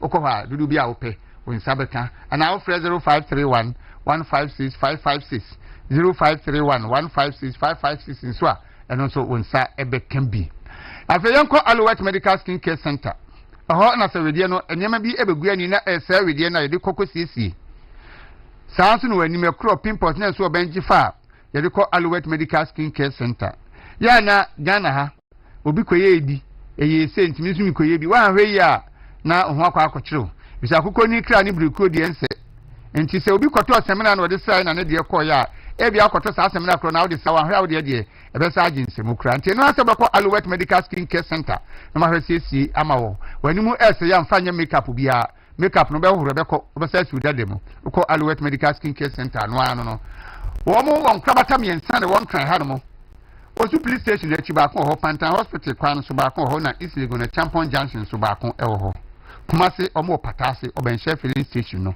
on number is 0277 580559 0277 580559 senyame ayo adum na wusi fie se wa ofi a wusi ni abusua tenemu ana wo de oya contractor na wusi ada mankrofo ana wo estate developer wusi ada Anton wusi ada di mahaya edu se obabo so a na watwi break na fi wakwa akohwehwe Sunshine Roofing Limited fo cha kwan onbeboa bibia di bodan so bia na omiye bi wo ho no oto mo ni ma di bodan so wie na kugina da na tina hwa wa na akoma to ye won say yes why ya depa o ya Citrus IBR Eurotas IDT self lock step test long and short span roofing system ni omiye bi e wo ho no omo ewo Dansoman Junction Fisherman's House was me kan to say bia be to feel ho de adwuma bia say Ghana ha na de ko won tra ehye Cote d'Ivoire na Burkina Faso na Togo Ghana ha nko dia o de ko akugu site ho amount one number is 0240 0540 83 73 86 0540 83 73 86 from na mu wow natural branches skin rashes abubu onti oka wona we ohiri ko aje wona mapa wodi mapa apopo ete papa bobo obaya na jumoni buwa misro ko ointment ya natural branches jamani na be ba so wodi sa oti ya obem wodi sa na wodi so papa ni na o ya ite so ba won tan ko ointment ya pa se ke ko bobo ni ba ji ise bukra ko ointment 0204 61 61 61 0204 61 61 61 unsa abekebi doctor time da so mi ma fo ba hospital nie yare be na ahawa enne ayo atetinti oti wa na udi abreho fo se bo modi ya fabra ade ba ko pe ene ya na eha no se ba ka so nko se otimi konko ade a se de ko no onsa man sa da ebi a wo ko no na I say bilie ka the center bot mabu na o sugar now de ko but over the Land Cruiser V8 kama na what storage na na so biu edu dia zo ko onya kodu onko anya me na doctor ya odi dem fiso ebe sa ya de mo nya wa ho den kuma se o mo obu akwa atuma gogo na akra mo focus maira number 0244 774282 0244 774282 Abusha for a dying and it's a simple Dana Edin. You will be a quarter seven free and Sadao. But as I say, I feel to say what Bobo Cacao Corrasa Sam Cobrani Manson so and Nade. And the Cortasa say a Cortasa Manson is class investment for sake. The Baba Proctor Manson be anyone and go from I don't know one time to boom and come to Yaka. And I say by a payment plan amount. I'll be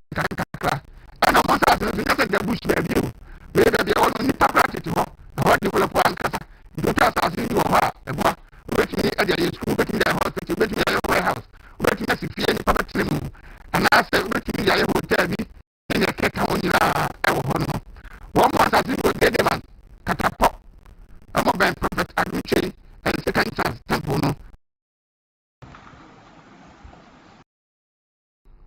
wɔn mo bi ɛwɔ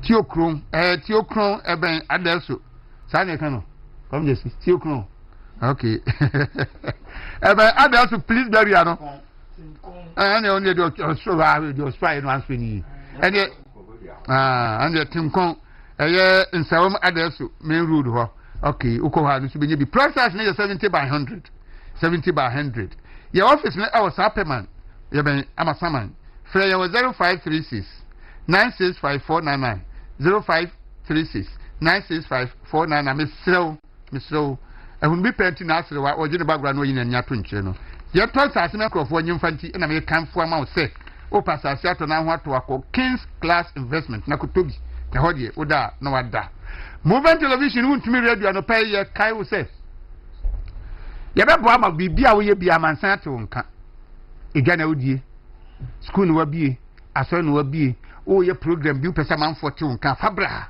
ye bebo ho de wura ma amansan be te wo nka dodo na nipa be patronize o na wa benya so mfaso be ahwe akira kwai wo kokomilimili aka ni utan kwa no so free circle na besna kokomilimili wo tra disco traffic light na bra wonim tin wo betra first junction heavy do choba junction no twem bio the next junction na wo nsani fa so no eho na movement television any wuntumi radio yewo junction no anya se owura junction no mu de du junction no so a yenie ejina kwa no ho wa ba betu ye ne enu aye nhihye ni aboa de no ho dawuru ama ye number is 0509 301401 0509 301401 afa 0592 589720 0592 589720 and 0246 375134 0246 375134 me sorry na me kai wo sem kwasela no pabia no nwotwetu no nkono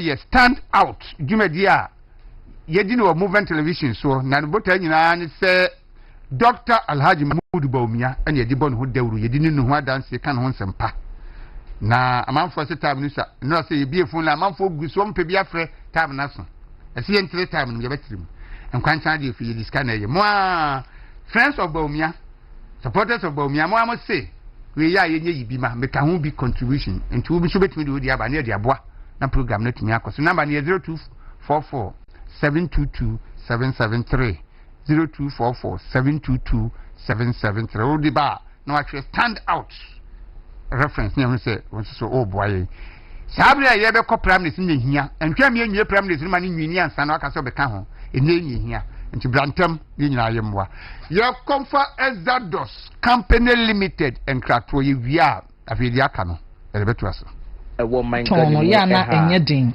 because obi be som no no so aka tire obi say be kokko oman yi emu ye ka stage dwumekui wabona baso pi na oman Ghana mu ha say mercury free good processing plant de kan no e dwumekui anekofa e de baye we chire dia dance ye say one more continue you yes oh bujuma papa that's lawyer the rate at which people are show no you brutal I like your commitment and your frankness yes you say it as it is and these are the people we want yes and I'm so excited to be here Miss Medasi now lawyer wo bekaya me just say people be bring ponim ba wo ba ya na makai ebra ye call Supreme Court petition no ya ruling basabi baye no MPP program B was it na conference center yeah national theater yes also now we guest speaker na almost for me as the coordinator for me as the coordinator okay because that time na once because I analyst what TV3 yes to do Ghana ma for shame into do me wie no and I almost say na me say I didn't like just Atuguba judgment no it look how many because the judgment of Atuguba ni I say obia or you so much anti-MPP. Yes. MPP Tina Kuma. One MPP. You into the first judgment paragraph. No. Or can I say this leadership petition winning him? A canon to Kuba and is the most useless leadership petition or no as a judge. About him. Na be abada. So it is the only reason all the better Nana donate because of the reforms that they buy. Okay. What I say? Hey, now judgment. What I say? Legislative petition yet class more than about 8 months. 8 months. Now ruling by almost 5-4. Now, if you want to make taggy at Guba, say honest and truthful. Yes. And now that the gap papa because of that the guy just say or to be poor legal that the guy will be or to be say or pretending and I'm also from that day up to now everything about just Guba shows clearly. And to almost say I would say in his retirement, was vindicating more than 2 million times. Seriously. Anything about MPP, they will only holding. That is that will be found to okay. Minya. So, who ye? Who ye, papa?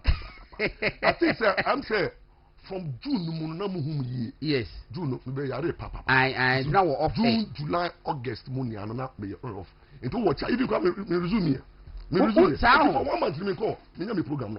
Really? I am a for the brave lawyer. And first time, almost after 1 month, I'm for whom I'm about to show you so. Life. I see. And I'm for the warning so. For 5 years, I may man abrabum so me call. I'm Jemuda. My consistency.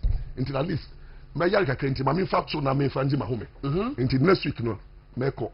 Cause that's it. But when ya a yareho, I start with Ken. Okay, you know, a yareho. Some kind, we don't follow me. Yes. Is it before 2024 elections now? You be about to do for primary. So kind of first Ken. Any Baumia, yes, we know Baumia winning. Aye, what ya? The idea, yes, justify your increasing the pick first 5. The poster of Kennedy yes, was so disrespectful. Yeah, a threatening. Showdown. Me win ya. Obi to me winning. Showdown. Now I say, oh, party into no obia. Come be so slow. Na central radio for so much. Amia. Oh, you win in Penakena. A threatening. No more lose. Let me say, Ken. Me chende say patapa pioto e de mane wo ntimi so me yi me program no me say so mu na eba me sheda putu no in a position that Ken could not respond. Okay. And you know, I was so much anti-Ken. 2023. Emma, what me say? Yeah, you know. I'm going to blame me say, hey, you want me boti a Ken? All of a sudden, Emma, Ken financier. So only me now. See a body. Me not about the okay. Say campaign the just yes. But what penny moon? We bubu ni die we sleep. We bubu ni die. I mean, Oma, I'm for be home. Okay. Lawyer. Anyone nanka. The way nanka yen buy and camp. Let me say me na want to me ntoma me conscience so. Well, foul be big more farm. Several. You so me sponsors cry. Me sponsors. Wow. Say uncle me na me so no. I don't like Ken's style of politics. I like Ken, but the style of politics no mempe. And the disrespect to the MP people is becoming too much. Now, we are sana uluzua. Now, joining Baobia becomes difficult. And before God, a man, I was shocked. Say Baomiam, any more MP before. We who to the say, not 2024. You should not have accepted Kennedy Japan on your campaign. Second, this campaign before my Kennedy. A back campaign. He was not credible at that time. 2024. You can reconcile with him, but don't allow him. That's the mistake. You see, bring them together, but in some manner can cannot. And the way we put grassroots, I put it on mind. Obejina onye original. Yeah. Obeye the oye this is I say okay, and to watch about campaign. Ojawa, mu kwapacho. Okasa no aye, mu kwapacho, me hu ka bi. O woni aka wo ba me campaign ko hwe no members na he, mu to mu boss ye bom. E sa me na me ba. And to me I was surprised say you allow Ken to come and spoil your party at that time. But me it has didn't go look, my being was politics too. Me the podcast so when we tell my deal when say we I very same. Jump mu no to me ko. I last okay. This is a match on my deal I'm bini. So what that is, we are the boomer match on my deal. And to the minute politics may get there, laws will be war. And to me who say Kennedy Pond, and Fakumapa, and Kuta. Educhumunia, no, at that time, I will never do so, and lobby to me, Sank on your vice president too. I do some bow. Man. Now, when the mama for Bamo, I'm people for moving in the channel. Don't the people. Don't the people who Educhumunia, more. What did I say? And you know, Miss A, no more supported by men, more lobbying. But certainly in your brain, I couldn't come out to expose. Yes. And I make her. Most of the people now, and now money Baumia, now 2024, no more. Now they were praying, say, Baumia fell in that. And if failure of Baumia, and Baumia, Baumia with good hearts, no, was dealing with traitors. We're dealing with people who are dangerous. We're dealing with people who are pretenders, hypocrites. That's how I see them. And you know me? And then, Obi Biara who contested Baumia, that's how I see you. My political eye, my legal eye. Because these people now who contested Baumia, no, Muni Baumia wo ho. And now you're touting the goodness, the greatness. Yes. Then Abba. And to me, oh, what here? The moment the Baumia lose you, now maybe can say, Kai, Baumia with all these people around. Baumia with all the negatives. I had a swano. I only mushi. Baumia with the agenda. Everybody NDC Bobo Po. Everybody NDC Bobo Po. MPP from they were in the camp and the pocket of the NDC. That is serious. Which I know. Because you see, let me tell you something.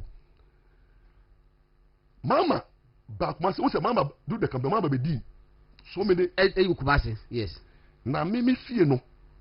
I wa achakrum. I could sit down achakrum. Okay, I just aside one. Into NPP, NDC for chairman no. Na kwesi. Na kwesi no. O se be oto no, hotel no 2000. Good. Homuna eben. Okay. That is where Mama. Okay. On bed ho. Enti omo the campaign, Mama Jema. Enti me wonder, omo sporting me. And now Musma say me frame me. Mama, any kid away. I said you here. Okay, General. They wanted to see me. Namun said, look, I will not go. But the moment I go, I'm become an atom. They are likely either to influence me. Yes. The moment will be who. No, because I was a no, who be down to be fire. And I'm so sweet, Nipa. Good. But who are conscious? I know. Ever from me, will be penny me do. Intimacy, no. So I'm influencer. Me and Ben went to the amount to come in them. Yeah, the amount to the whole year. We are away. Yeah, I'm so close to it. No, the amount to be the whole year. That's me. I don't want to make us last, but now fire pan and go for you, chairman. No one casa. Me, my friend, and also why me, lawyer, who knows? Because all the casa, me, me fire. Now, can call you and I want. I say that chairman workers are then. I want you and Dr. You good trouble. Eti make us menu lawyer pastor a minute maybe na empel fi be na some more cutting but let me introduce you enti papa kuka fa bag this so we ko fun hu anim yi enti kuka ni kuka so ho ye kuka so na creative art you kuka wa say no mo na Alhaji enso Audu Mahama enso wa say no managing editor the custodian newspaper Audu Mahama Audu so ho ye me ho ye na lawyer me no wo base bi wo Asare-Bediako shi that's what the one wo town castle line but time dumso Mahama time dumso ye den no ye wo guest house bi na eda me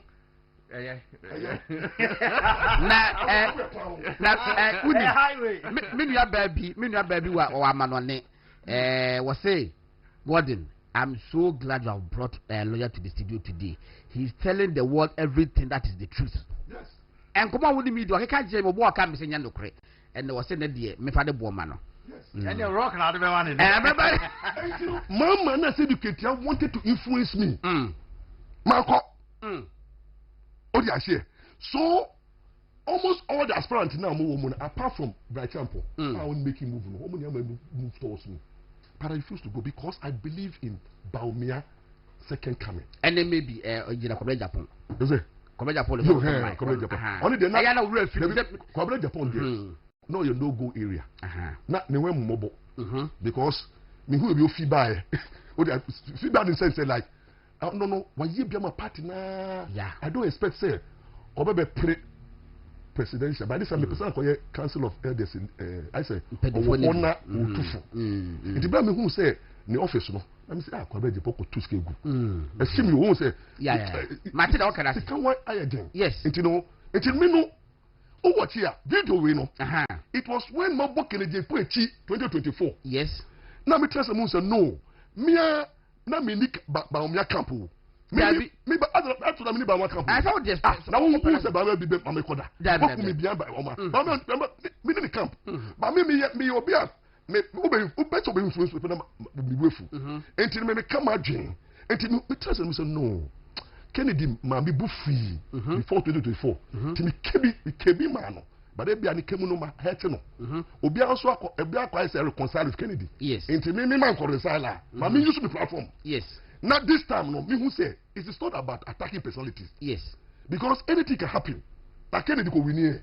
And you know, may by out now to say that look, I was those times against Kennedy. Yes. But I am seeing that Kennedy no say no Wabaya presidential candidate material. First my position was that he is not a presidential material, period. Because that was 2023. My position was that on that suit of a president. Kennedy tone at the catch in say parliament crampo or jato. And now one year presidential things. Oh say you are saying Baumia Nanado Kufo because what that vision they eat, act and do everything like presidential materials into what here omokasemu but once Kennedy ebeto no so nim so by president and can be one I did attend be wa there be wa ka e hanti no akonye into what here about me knowing well where it's coming from into what is what prepare the life I for too yes if you want in opposition brad than we go form man like yes no one take it yes one time by them good they had that. But Kennedy dey betono. Et betono no, what we say, a lot of baggage problematic at that time. Yeah. And now me catch say Kennedy, this time is not good for you to come and buy.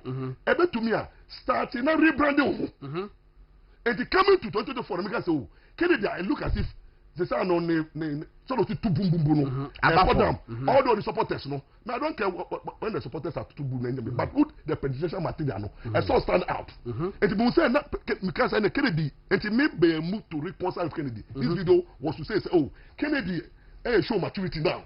Okay. Kennedy is showing say your presidential material. And you know NPP we must all accept him say anything can happen. Okay. And I was trying to make sure say that anti-Kennedy element no I kill it. Okay. But not to endorse. But what was this video? It was this year. The early this year. This year. But I'm just message so. Okay. And I'm imagine say this time no. Me ko book Kennedy yem. Tell me yeah previously no. Because I feel no was what turn it down. They say no. Me person obi die before be say ba o me ato obi a. Tio. Me position no. Me person obi say me ti wuntu no homo no. Ba o me ato obi a. I wanted to be more reconciliatory. Like me yana Kennedy mo say ye nya ye ba ko. Because that's the call of Baumia. Baumia was saying that Mummy nya atemidie no. Na ye we no until me person Kennedy Crawford who say I made a lawyer power there. Me be man no am auntie. Until I have to tell people say Kennedy apology, but it's not endorsement. Currently as I speak right now, I don't believe and think say Kennedy Pond is ripe now. Currently, maybe you don't know.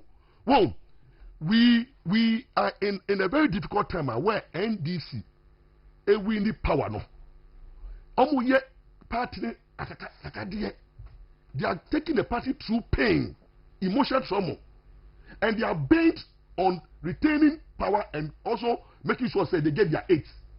Now you need somebody who and your fans are trying to when you come to omo obi any what experience just about me.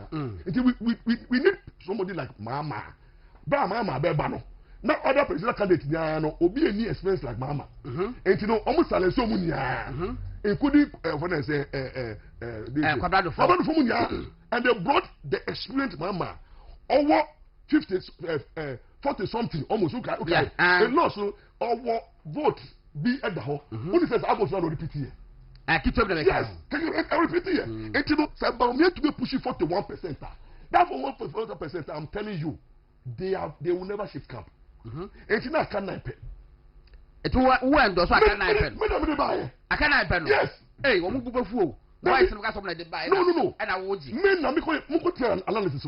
Okay. I did analysis on my show. Now, me tell why we must maintain Kennedy Paul.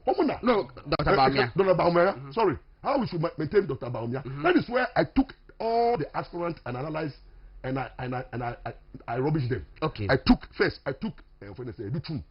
Now me say you good nice man, but when I say time is so here. Now, the one more almost starting with vice presidency. Okay, I say and then Ebebuano because president is too early. He doesn't have the qualities now. Okay.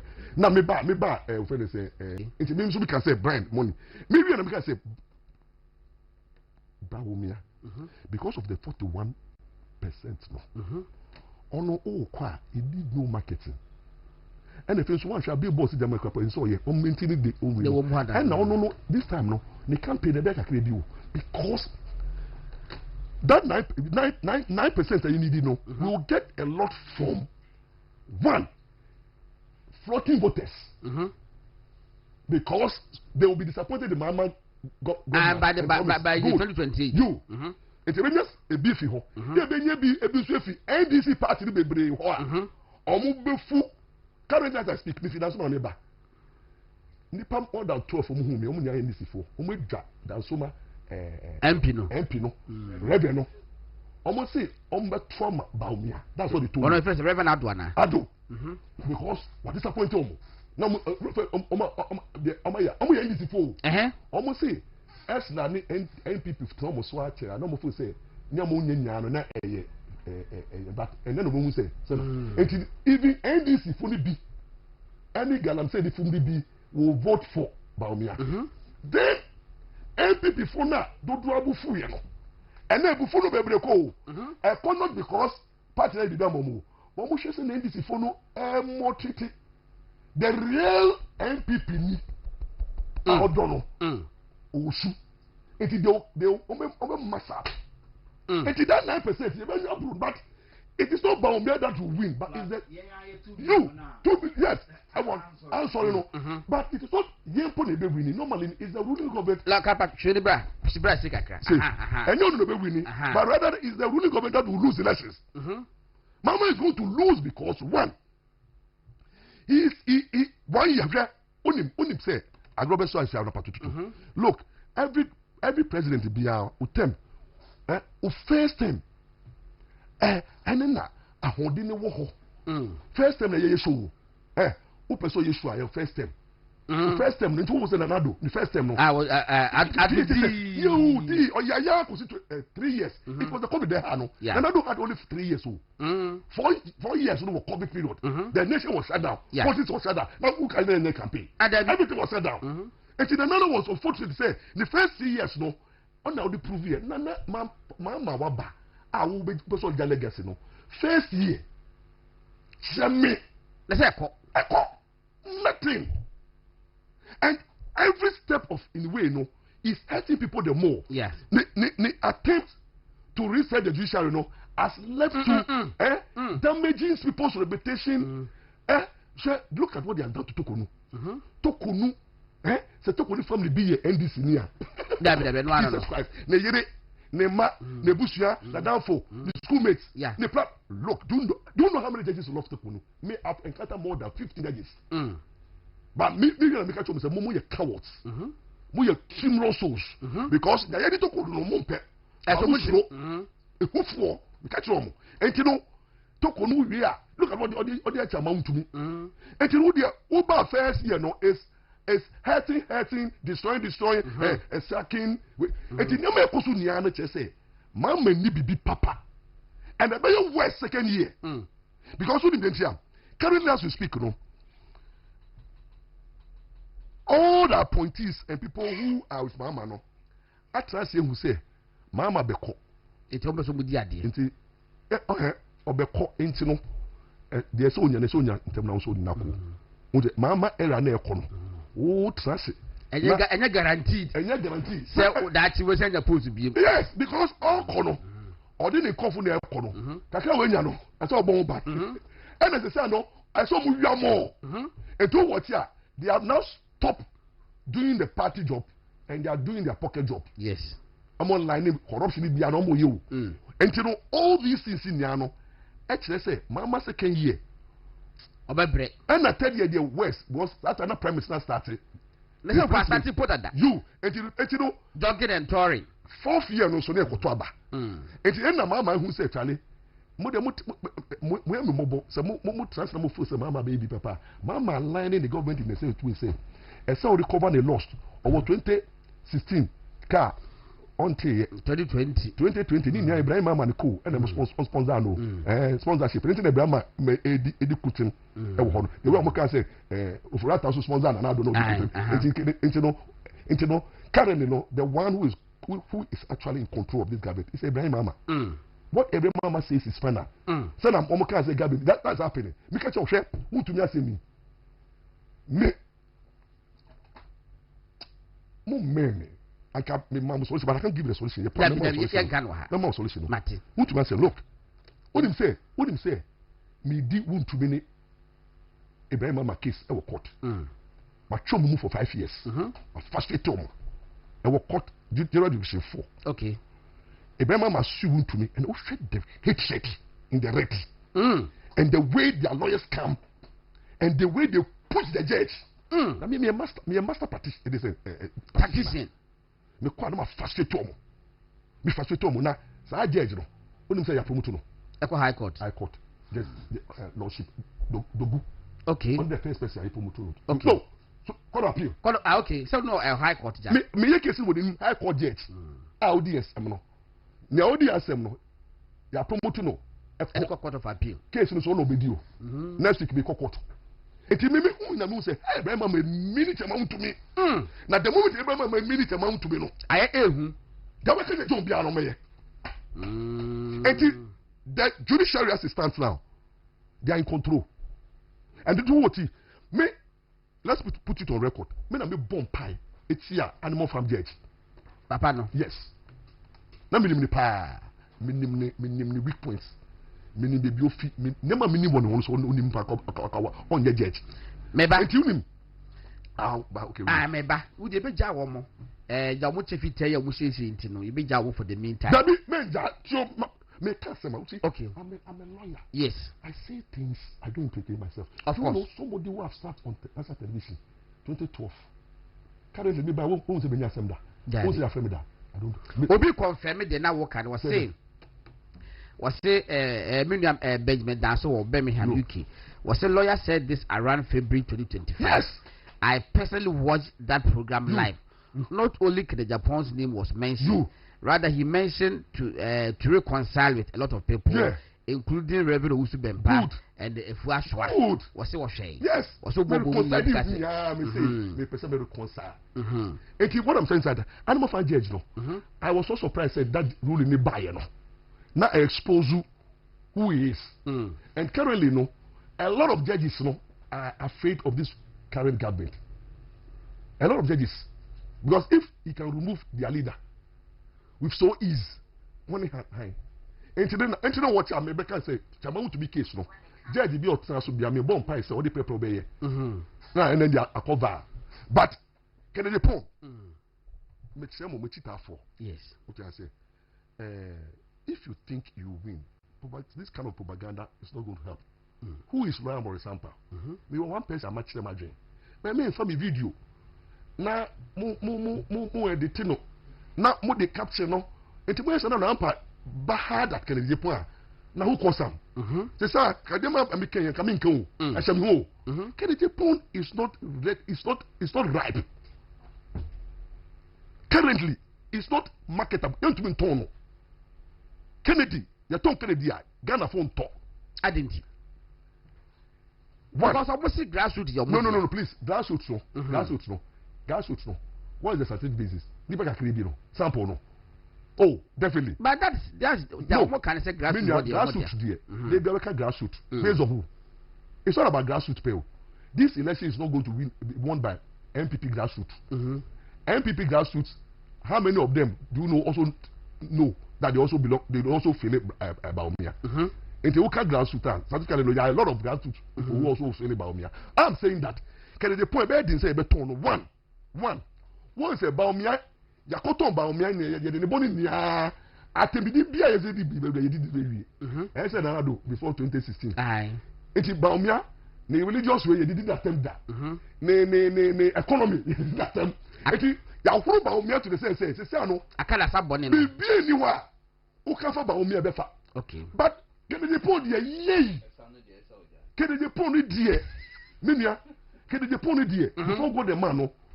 Nyama I'm MPP for na kase sum na onim. Oh kwa kensie na opponent epewa. Let us say, maybe we can't candidate. Bra, we share say, Omoye Mamani, Bebano. Only say, Nami and Kabako Johnny, we, the four. So, me, because I can for a week. You a week. Before a week, I can Mama, you did my end. And you know, I say, it didn't be Pobia Carton, it's not to me wait. Some of the can be for you know, and NDC follows just smart. Now, Mr. Confess, you confess. What do you say? Julo Zebra, Julo Zebra, and the student kit. You, maybe say a back contest now. Most support to student kit. You, I didn't because I know say a bit easier for MPP, Dr. Bamel to beat a student kit. You, as compared to Julo Zebra. More fight time, Julo Zebra is a dangerous person. In quote, say, anytime on the back contest, behind, share for 4 penasem. Media for penasem. You know that bass are making. And maybe say bad mess support to say then you said you get winning that it's very beaten. But unfortunately, let me tell you truth. On also grassroots. Julius. Into me match as you get here. I will end this election. Yes, more thing. No, you have back. And you know, can the pon? I bet you say between one because if you answer now, excuse me, you didn't. Niama be attacking. Eti bra. Ya funny five better no. Na NDC for no. I could look for the past videos and audio mistake audio so. Na ya packaging no. But they said the issue will be him dada. And on was say no there. On your presidential also your presidential winner. Now what could you be elevated a year moral grounds. And so you know if I ever catch on NDC for no him how to deal with Kennedy Pon. And Kennedy Pon, so you want to be what NDC for.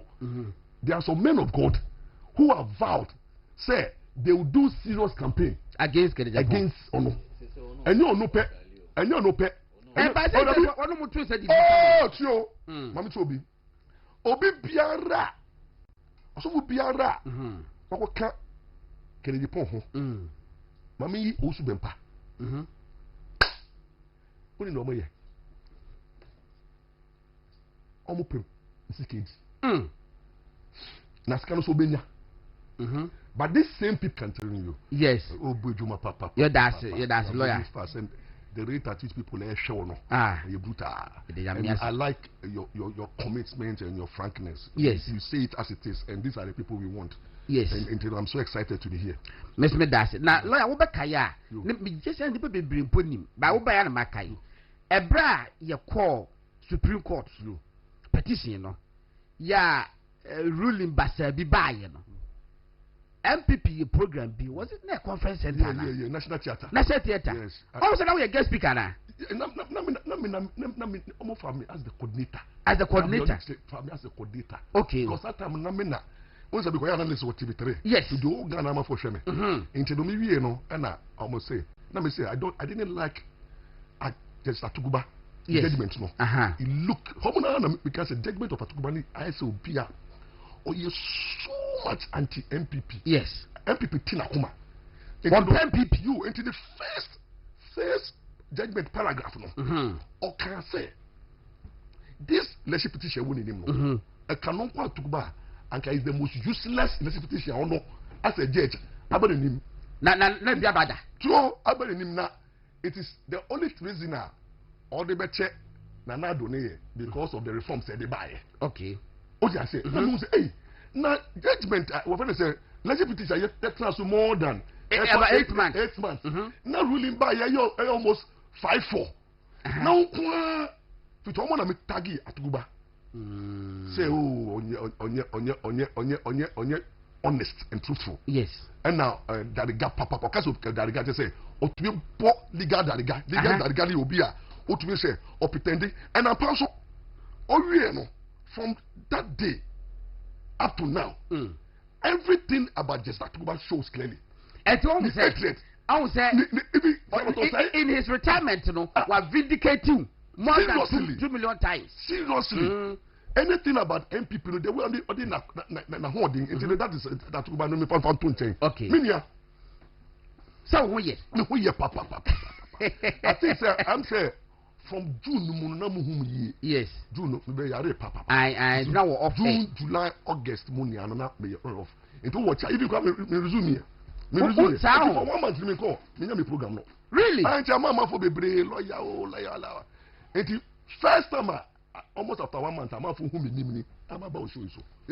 Life. I see. Enti I'm for the worry so for 5 years I me here man abrabom so me call am die muda. My consistency until at least my yard can my main factor na main friends in my home until next week no for the mode bass or for the mode back on for the mode neurologist so stress and will be added there ba chairman yanko yo I don't pay there me da say na no pay say me tia Ghana for je so e de esoma enkra de ma chama wontumi e na the overlord of Domeko Abenya MPP chairman Robert Osebonsu. Okay. Yo.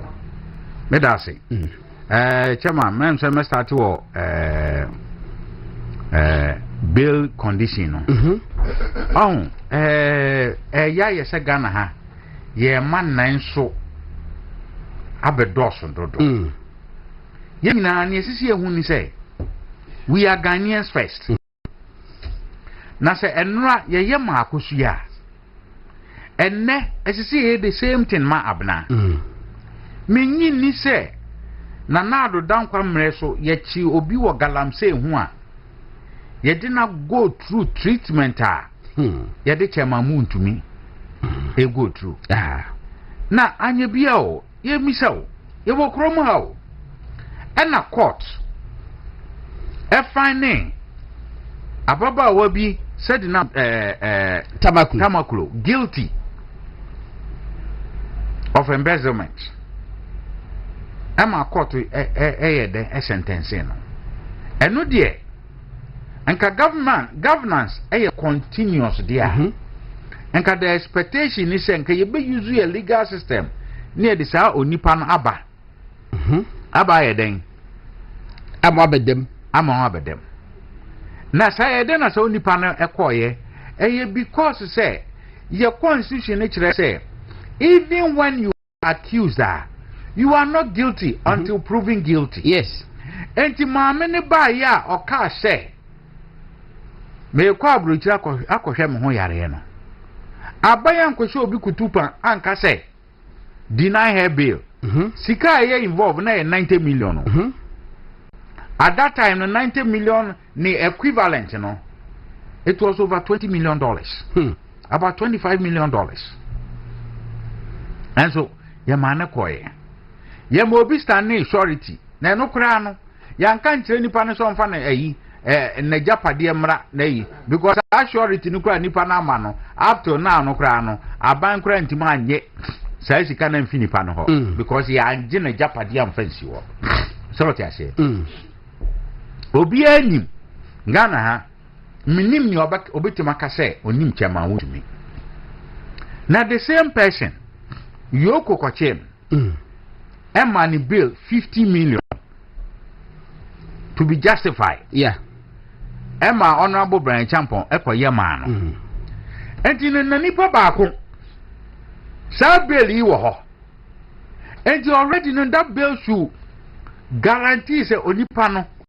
And you do obeko baby. And you know yan san kofa at the fofro na court weigh the 10 million 50 million. Just only back for no.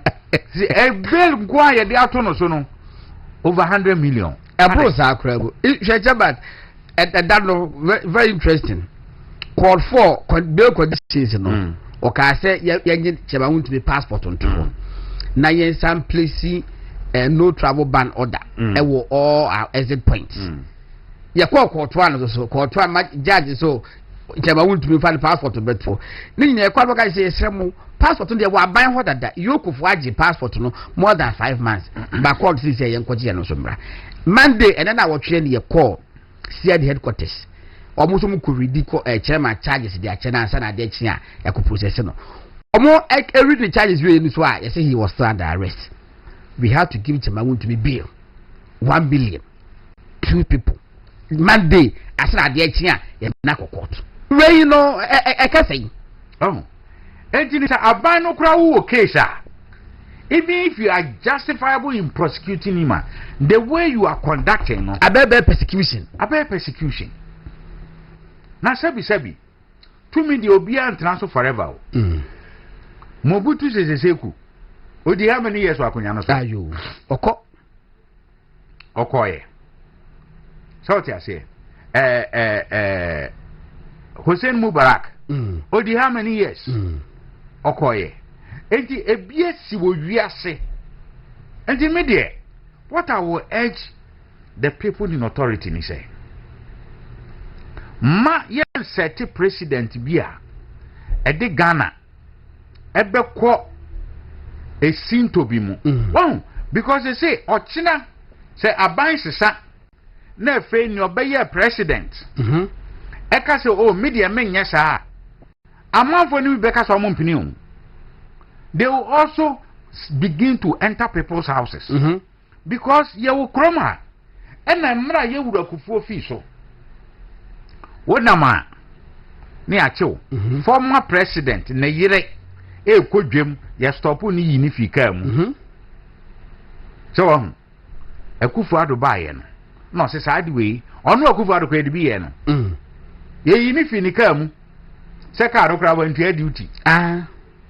Yaka ikosi wa akire ba so ye sore uti aditi oba no se da bi sade we yenye kufuo yewura kufuo bae o se sania PNDC ni NDC aban ye trisi Ghana for na human enti yenye biem enti na ke nim se mra yewura kufuo fi so a yewura atamos bae no enka sade na nto aso but esambe ye enti se mu ye se no say first they na social media ne sa ne mani ni wa e microphone kayo yeah say the social media ho e be kai o it is about SSA what are we teaching the citizenry of Ghana and do the mesre omo personal issues anything ya court mama court process ni yi na onipa ba akofo yoko amane 50 million cedis bail Obiako jina to justify yeah na tu ka se no ma 50 million no obehwe se ye wura wuntumi bedwane efe court ba ko a 10 million 50 million to be justified another court 10 million 50 na I say agrobi ni edi because court winim say ne passport wo yoko wo si onko yoko nkwaje mra oh, both court 1 and court 4 na so bunyano they say no minim this ye passport num near the 2 pages. I don't understand. Yeah, the cover page the man yoko near the bare 4 pages and ma court 4 pages ma court 1. I don't know minim se bia explanation bi wo ho dia mentiase oh ye na ye Ghana for we are Ghanaians first so Ghanaians look and America ni ukoka adwamu kura wo bi man so a Americanian ayi enema omo beye just to secure the fundamental right of that person. So what I say? Yeah. What do you say? Assembly to America, even when somebody has attempted on the tried and attempted to assassinate, even the president, Omukrani Eden. Your mom right. If you I think. And you know, baby, tread cautiously. Yeah. Yes, Anna. Or mine, the book of Shaman. Nyame about 28 no one be court beam never kwhwe. So I am say bibi ntino be yan ko MPP internal matters na rising ya ko balloting chairman friend say all book in Japan at that one. She said the 2023 no so that one no. I'm wondering how go for interpretation city. What to say? Oh, me there. Me no opening. The position I'll bet that because we the young for MPP as a party. And maybe by your ballot. And maybe how your kodas here. Your kodas here on so no. I'm saying Nanado first 20 to W person go for one. I see ho. Your koda hono, you win the election. So I say. Ya done me the crowd win the election. Yes. Actually for me, no, it doesn't matter which position or ballot I will pick here, no, a do to ye. Ni here ne say, ye obey Jumadin, our form. Ne fe ye Jumadin so, ye share no kasa ye. Because opening say, we should be any dinner tema. Or China, who call us a one in a cocasso me pachawa. And penny for can say me, say, ye kasa ye kasa ye, na ye did yeah.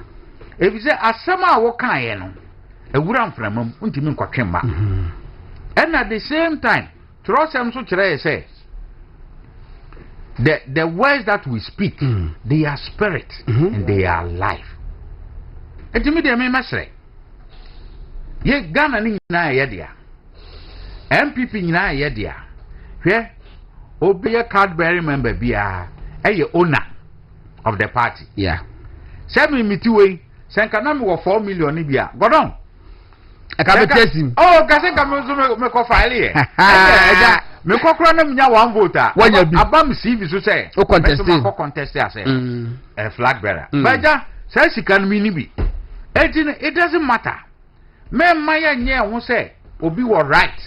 Echen obi. Every card bearing member of MPP wa ye adwuma why a member in good standing for 5 years? Oh, well, a candian quadia. Which make a contest. Yeah. Now ye casa he, intermediate. We candidates. Now, walk of opposition.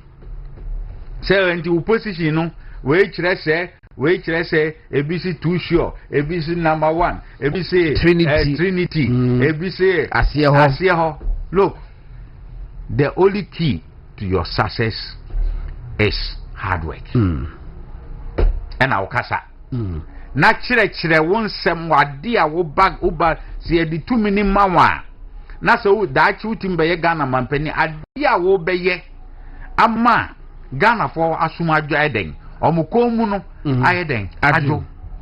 Na you owie be wie school because here time go on. Me kaisa me thesis on housing. Oh, yeah, housing. Now I'm Legon, geography and resource development. Okay. Now I'm here housing. Now there was one Dr. Chadley. I'm supposed to be about this and they were film. Yeah. May he so rest in peace. No, well, a director of operation or something on housing. Okay. So on now, me data collection. Oh, we are not say me we are me tease memory and copy. Me brain a copy up. I see opening. Wait there. Say wunya baby a wokoye adwuma. Je ne state housing. Back for state housing and construction. Okay, yes. Yeah, you be employer. So after no more office war to do ho. Oh. And I just wa say those times you say Babylon or suicide. Who school ah. Say abrochira mamu dia na. And then say Babylon or suicide. And then you know. May turning down the employment opportunity no. And I will call Babylon. And I will call Babylon. Escape to Babylon. Come. We're going to escape to Babylon. Somebody no now we should strive as a nation to find. So we wouldn't say oh my because those times you know oh my you give more man do ko university there. Wouldn't say at least you will have a decent life. Yes. Because we school be nyadwuma. This is what we should look out for. Say, we will build the Ghana. And she said, yeah, leaders in the ban. nia ɔwɔ nhyehyɛ ya ɛbɛma Ghana aba abɛyɛ den vibrant biem ɛno ɛna ɔmo nka ho asɛm sɛ obi ti tenten obi abɔdwo sɛ tenten obi yɛ tiatia obi firi hin obi firi ha ɛno deɛ ɛntɔpɔnkɔ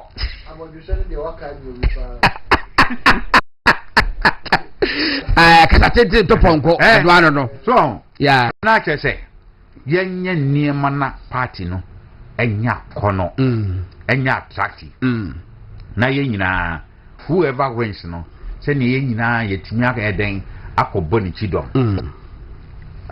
kyidɔm ɛnti no meso afoto baako am de ma yɛn a yɛwɔ platform so a yɛkasa ebi wɔ ha na yɛkasa na yɛde ba no ɛyɛ asefem ibana no wɔsi ɛyɛ asefem meanwhile candidate nso so mo yɛn obi a preach unity ɛnti wo obi camp a asɛm a wo ka no ɛsɛ sɛ wo sɛ asɛm wo sɛ wo candidate wini a na wo kɔ adenta kumi hɔ na wo ka jinso adenta ɛne ma brɛw yɛnkɔ yɛ campaign wɔ adenta asɛm a wo ka na ɛbɛma adenta kumi adi wachi ana sɛ ɛma ne ni wachi a Kristo bewu gye ɛde ɛbɔ ne wɔn so no sakra because Kristo bewu yɛ no wo bɔ ne no de bɛkyɛ wa ɛsɛ ɔyɛ den wo yɛ confession na wo sakra nti mo yɛ nyina sakra chama ɛyɛ na de a yɛda ebi ma dwo mu sɛ leaders no ebi preach unity but in reality no in practice preach unity enti eno no esa na say contradictory kakra ekofo hwe do mo ka and ono okeka do pewie a we a was be do me unity oka do pewie we was pe unity then no muntimi enye consistent say we pe unity dia obi enu unity the same for okoye nkwan ehia ye onyama de ye nkwan it is all per unity so dia in quote ingredients of unity adam ye nyusu ye no eno ne de esa na ise wakoka obi kasa board de ahye ne ye but nyanka me de na me hwehwe ne se enka election committee no ye se wo ba no se bia wo ye candidate A so timi kire wo key members I will know my campaign. Okay. And these key members, so be a no kofuma. Now get me the idea. Because on say, what can say? Metianam so okay. Me honorable Brian Champon. Campaign team member. Me na team corner na account. Bikurana honorable Brian Champon the campaign grow me me. Eti me ko cash and bonning. Now what the kwachechere na. I know they me feel say beto sing. But yes if I would team ni na abra near obia o nipa bia or ye in charge of every constituency or that no coordinator. Now those people their speeches and their words will be monitored. And they are not a bit toned down. That wouldn't if a body means so bad. Or better that will munenko for our manoya. It team or the lesson they call one cajon. Or better that you nipa me say so I get him.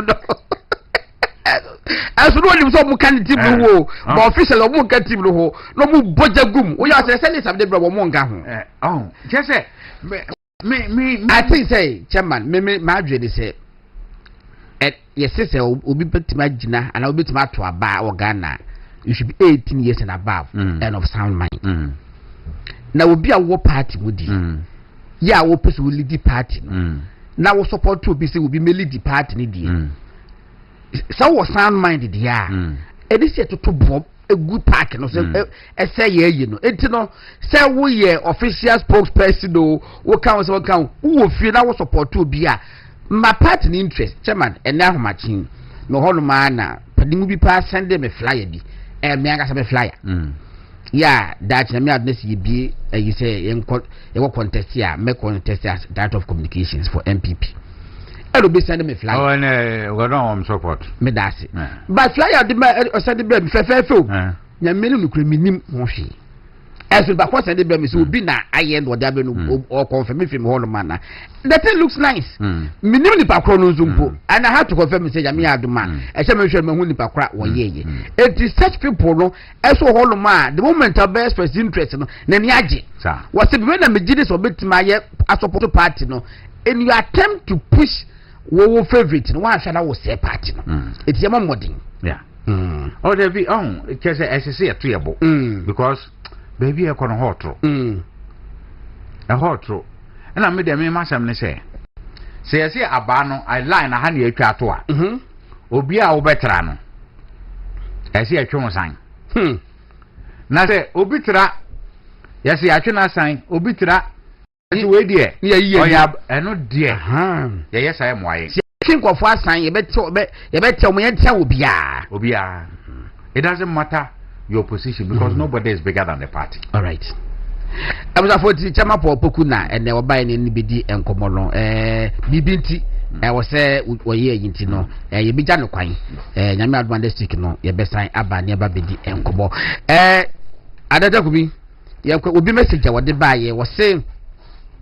Galamsey is ravaging the environment and authorities seem unconcerned. Gradually, the reality will hit us really, really hard. And they were saying, one doesn't need a soothsayer to know that the government cannot fight the Galamsey menace. I just read on one of the credible portals that Honorable Kufi says it will cost the country a whopping $10 billion to fight the Galamsey menace. This is a tacit admission that the fight is impossible. Kwesi Rinos, Aguna Odobe, and now the buy. Was say, thank you, God, and boot for boot, but still be bold. I know your boldness already still okay. Mati, and you know, I don't know. You should no be champion. Was okay, David. Added that young queen. Obako quarter now, so Galamsey Street. May can be bearable. Okay.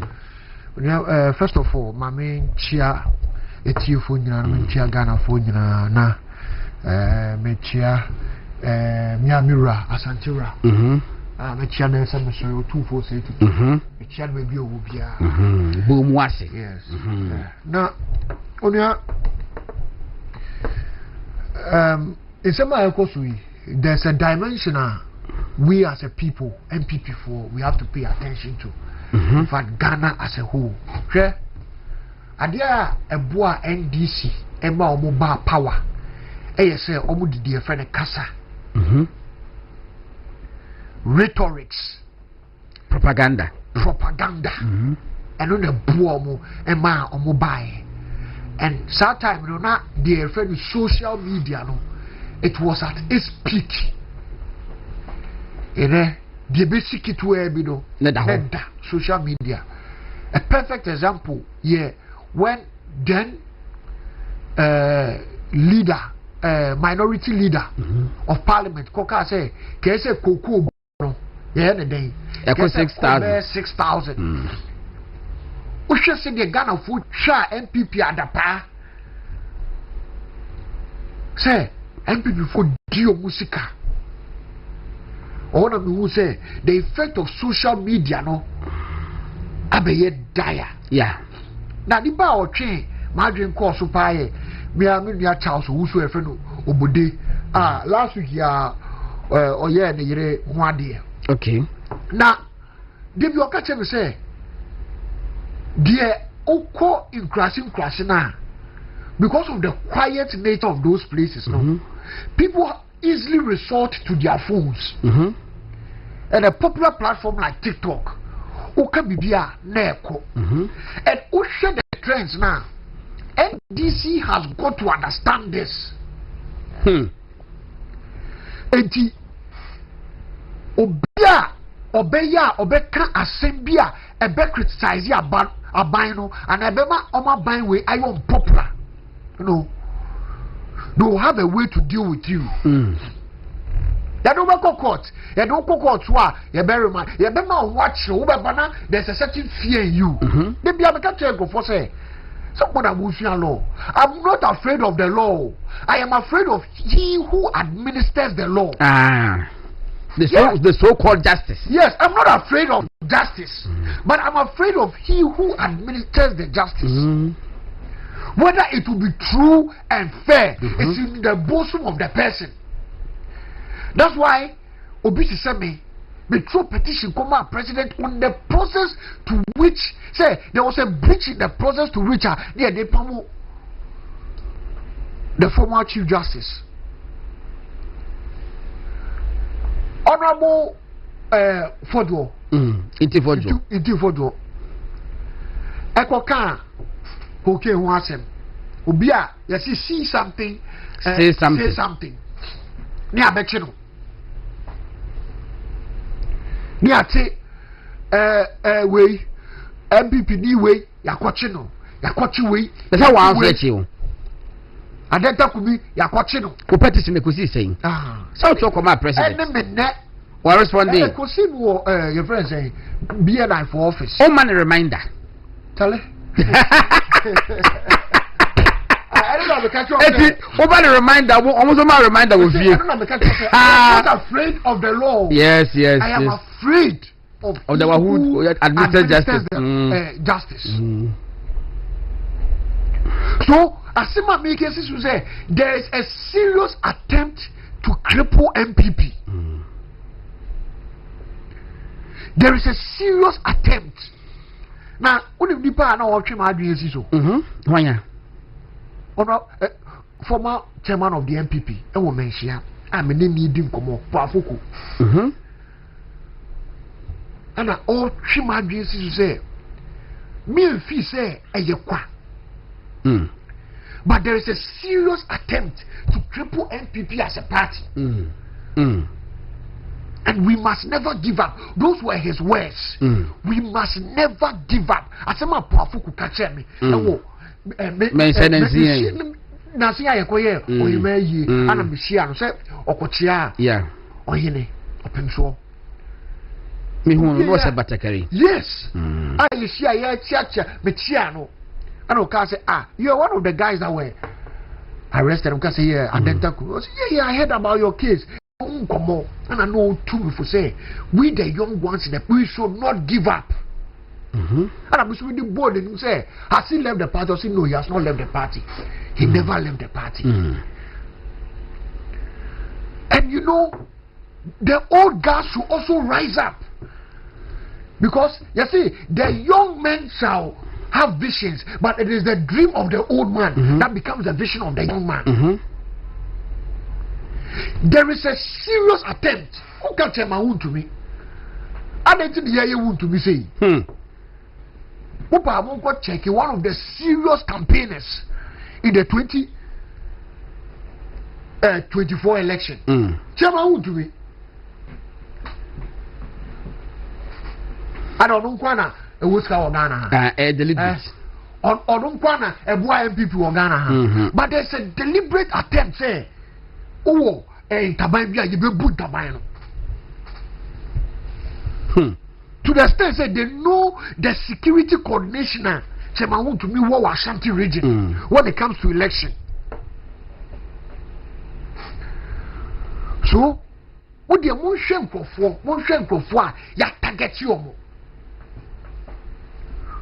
O can't now a binding fee say Janeda, you better near my foul. But they did worse in opposition.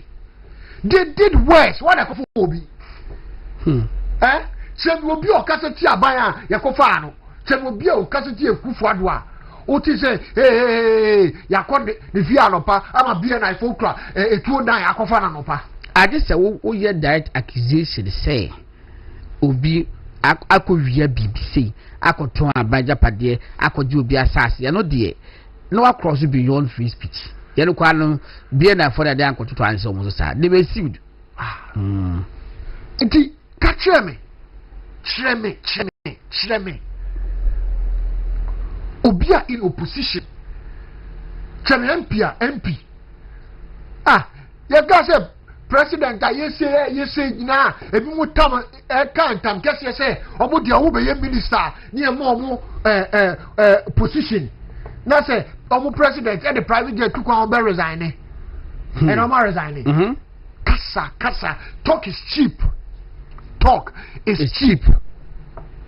But it was that same cheap talk that they got the opportunity to come into power.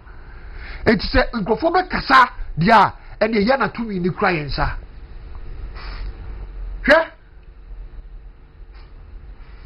Incoming director of communication. It is important for you to understand, say, communication is the bloodline of every institution. Of course.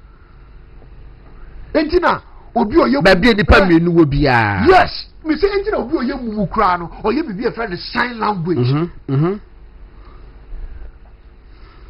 na also say ye wa kwara o hospital a e was akwara nusu yes sakwara nusu ya that's just then there's a problem yes that's an akwara first hand communication na akwara yan bibi na oye nya e yesu no so na na mama e ni why issue and I comment this na so there is a serious attempt say you can Ghana for yense me say bono egu and that is where we are getting to but it was not for any other reason but this a national anthem can say and he says it twice we must resist the oppressor's rule with all our minds yes and help us resist the oppressor's rule with all our minds. And then we are bomb fire, so that we can resist the oppressor's rule. You see, it has become as if there are people that think that they came out of a certain revolution. But we are not in a revolution. No. We are in a democracy. Leaders will go. Leaders will come, not cadres. It's not cadres that will go. It is leaders that will go. Leaders that will come. Politicians will go. Politicians will come. It's an official to me. Now the to me, every dodo crofo, our pressing crofo. Just know, say, J.J. Rollins, how many years? 19 years. 19 years, the time was so here. Yan M1 was said civil society, but I didn't want to be. Civil society organizations will be a PBB, will be the Yagogalam see so. The same who my confirm me say, Amakufibua, Minister for Natural Resources. The Minister for Lands and Natural Resources, Amakufibua, say Ghana hinya $10 billion and sana yetim jako galamsi o Ghana. Kenyan ding $10 billion. Oba jete ne say. Obi be buske bia ni busa say so be no waye. And this can deal basa den $10 billion. Na me ba be ka tro say me ko ware enti ma me $10 billion ko ware. What the better me ko ye? Where the bank? You hear itemized bill. Yes, exactly. And only problem of this country. $10 billion. So everybody wants to use disasters to make the profit from it. Why? No. Why? $10 billion for what?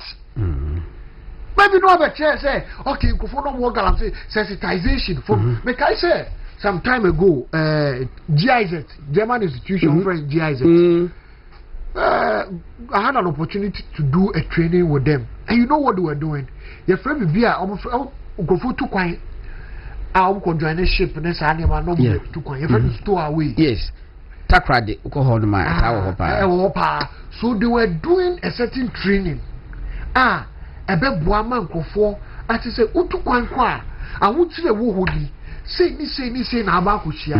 Now so I was starting business and you almost start a business. You be more trade, you be say now business no so mama e wuntiti ye. Mama for to abonti say se be jai store away wo e kromo ha ya $10 billion. $10 billion. Are we joking as a nation? $10 billion. Yeah, you are joking. Abra ubetimi akatre MC bia say MC bia. We are joking. You be who say ye galam say wo potem. You be wedi. Enwa no. I say who hear $10 billion. Never ko wasa wusirem. Yeah, crop class no. I think the minister does not know what he's doing. Oh, that be. No. The only man is obesu. The minister does not know. Because he no better bonting. Na wo su say wo hwe galamse no. Look at this. Wo amakofibua. Wan kasa wo office fi cheni ese mo galamse wo. Wo amakofibua. LMBLMP. Anyway, I was afford a movie television so many adeta kumi na say no ma Paul there what the kind aswe volpuku the kind aswe emergency engagement be I was say oko afa yanko 10 minutes na yes sorry so yanko MPP internal matters ne poll ayi mu ye ballot mu ye ne Friday obi ad interpretation atoso akonfo asori soothsayers asori wo mu a ayi to so bia asori ya obi e man different interpretation who is say so far maybe who say MPP has a fine opportunity. MPP has a fine opportunity, and a fine opportunity through Dr. Mahmoud Bawumia. I believe, sir, you told Dr. Mahmoud Bawumia, and we sold him well.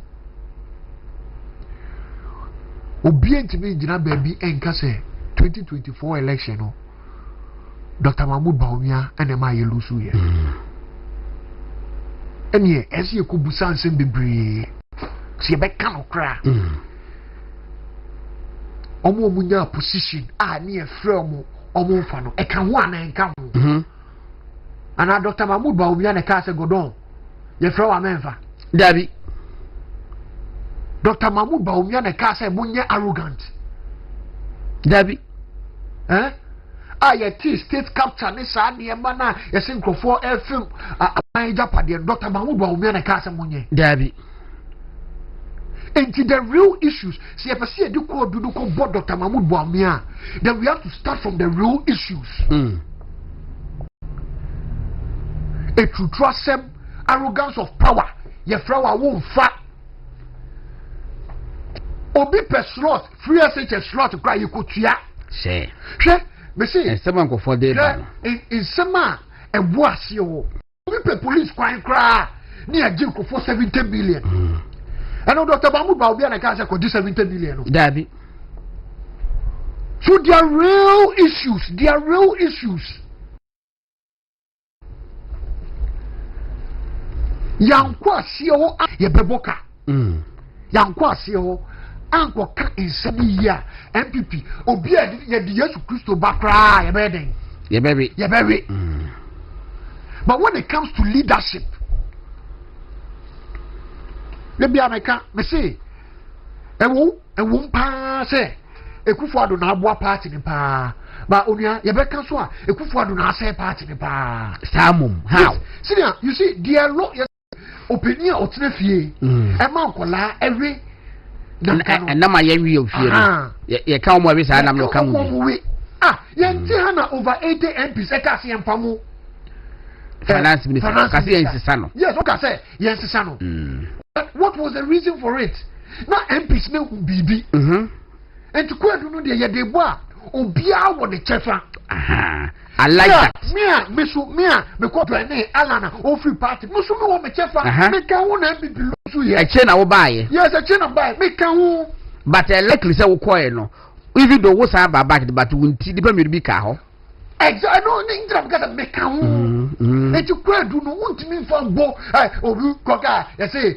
Matupoku pepe na Matupoku da ben ye be ye no rally mate na wa ko bo MPP I think 6 months to I think somewhere July or so na ka say Matupoku pepe na so there are real issues and then a man Ghana for di ye ho yawo ye ne ka say economy ye be so yetimi so ba na yan so mu yi what decisions did we make in cabinet? When I now check cabinet meetings up, okay, say this decision is right, we should allow it to go. And you want me he levy. DDEP. Ghana force on pay. And look at the jai, okay, cry na my dream boom. Because when the Ako came, that exchange program. And you say me MPP ni pa one light alike coming to my MPP because me sika could deal onia ade ba kwa boni perform yetia that testing program we've lost most of the middle class because of that. In fact, the numbers to suggest say enipa omo directly affected by DDP no hovers around 600,000. I'm telling you. Now 600,000 almost I won't go for dependence. It is more than 1 million or no. Yeah, there are real issues. There are real issues. And I say, Yekoyi Frankatuni, me Maka, I support Dr. Mahmoud Bawumia. Okay. Because I believe he's a gentleman. One, I believe he has the character and the credibility. Okay, there be character there. You see, when it comes to consultant, you know, one of the things you can about leadership, they say, they about in fact 3 major C's: character, credibility, and competence. Okay. It's your competence that gives you a job. Okay. Say a juma way, yeah, the show sir, ubetimaye. But o character the year juma no, and also who ya. I don't make us me to me boss be near juma or betia me. Because a do baby ya the kasapa and a year juma. Yeah. Me to me near juma obe do me. And it is with me, I'm in crop for me do a year juma no, mean do moment yatiamo. Its character is important. O character better say, yes, one of the Ubeko. Basubado Baba. Usu, ever side of Wamba. The character, no. Character is important. So the credibility is your competence, no? Your ability to deliver, to do something. Yes. By your best no, o wins, a Jordan of power, blue fuse, o merge man, you're not character, no? Yes. And in fact, make credibility so. Yes. What is your credibility? Then and found. And credibility has nothing to do with religion. Oh, Dabby. Credibility has nothing. You see, credible or you'll be a friend of me, I never acquire a mamma pay. One of the people are reaching out to me constantly to come back to the MPP. Dr. Mahmoud Baumia. I see. The Biameka say, me say me am a birthday. Nibana be did a teenage from you, but Dr. Mahmoud Baumia found a way to let someone call me on a video. Me who no can be I catch me say the party belongs to all of us. Anytime I want to come back, I can come back. 2012. Yeah. Now you war Supreme Court because Kumasi Bibia menini CI. And now you didn't come on because we can look Kumasi. Name my birthday. Enti ye wo horse antasi. It didn't come me was a Kobna Bodu, the late Kobna Bodu, Mimia, and was friend. And also Mijinaso, Dr. Bao. Obusa said me all because I cook my mammy baby was over one in Mammy Casa. Wow. Yes. Well, 2012. Okay, set into the choir until 2013. Now, me different mammy. My mammy, a retired teacher. She retired as Iceland Director of Education. Oh, okay. Into whatever. Yeah. I'm telling you, my minty man cabrof. I think this all the ocean by Fachabe. What the man cabrof because not Tonoso. 2013. That opposition. Yeah. But about me, afraid. It was a Sunday, say, when I make us always a happy birthday. I thought you have I think what was the Kasai? What to mean Kasa?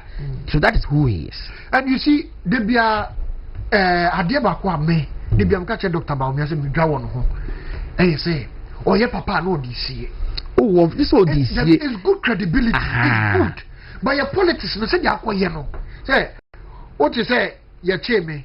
The 2 days time, Dr. Baumia ba me who fi. Dabi. Ubianka.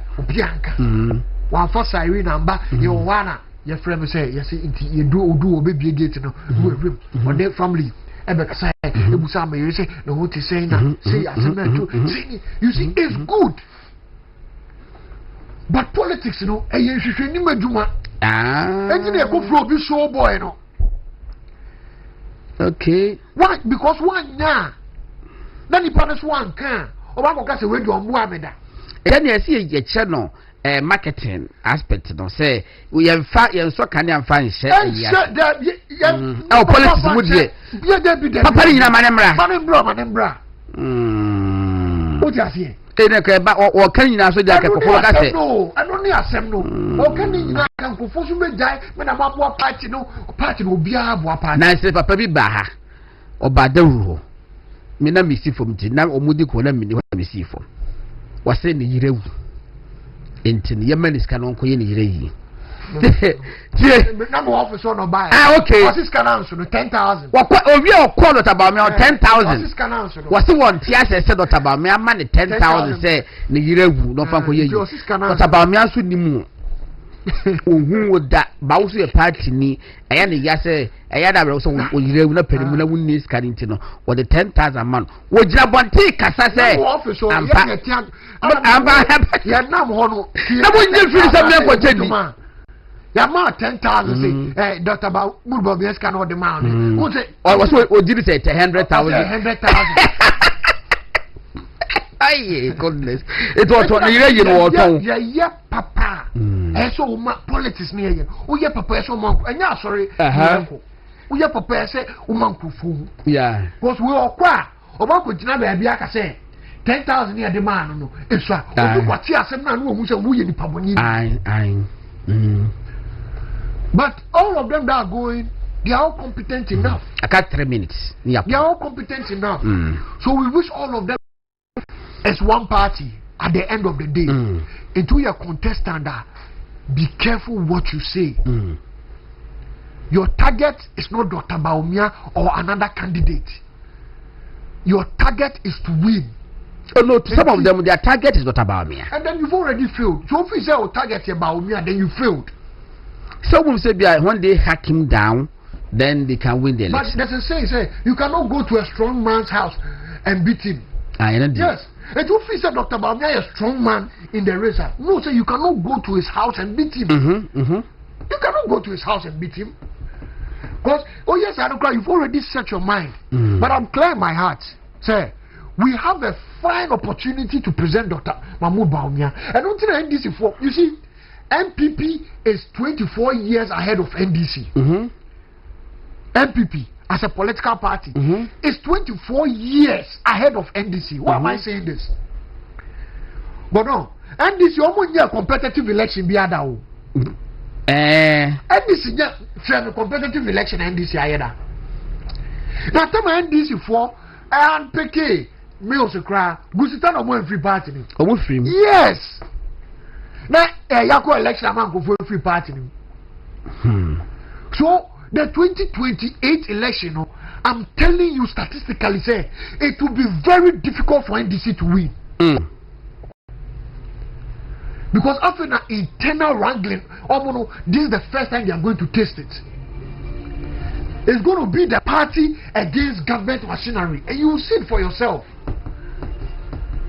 It's one individual also. It's going to be the party against government machinery. And I know His Excellency John has his preferred candidate. The grassroots of the party also have their preferred candidate. Say, when you are caught, because you are do buy or honor assembly or honor assembly.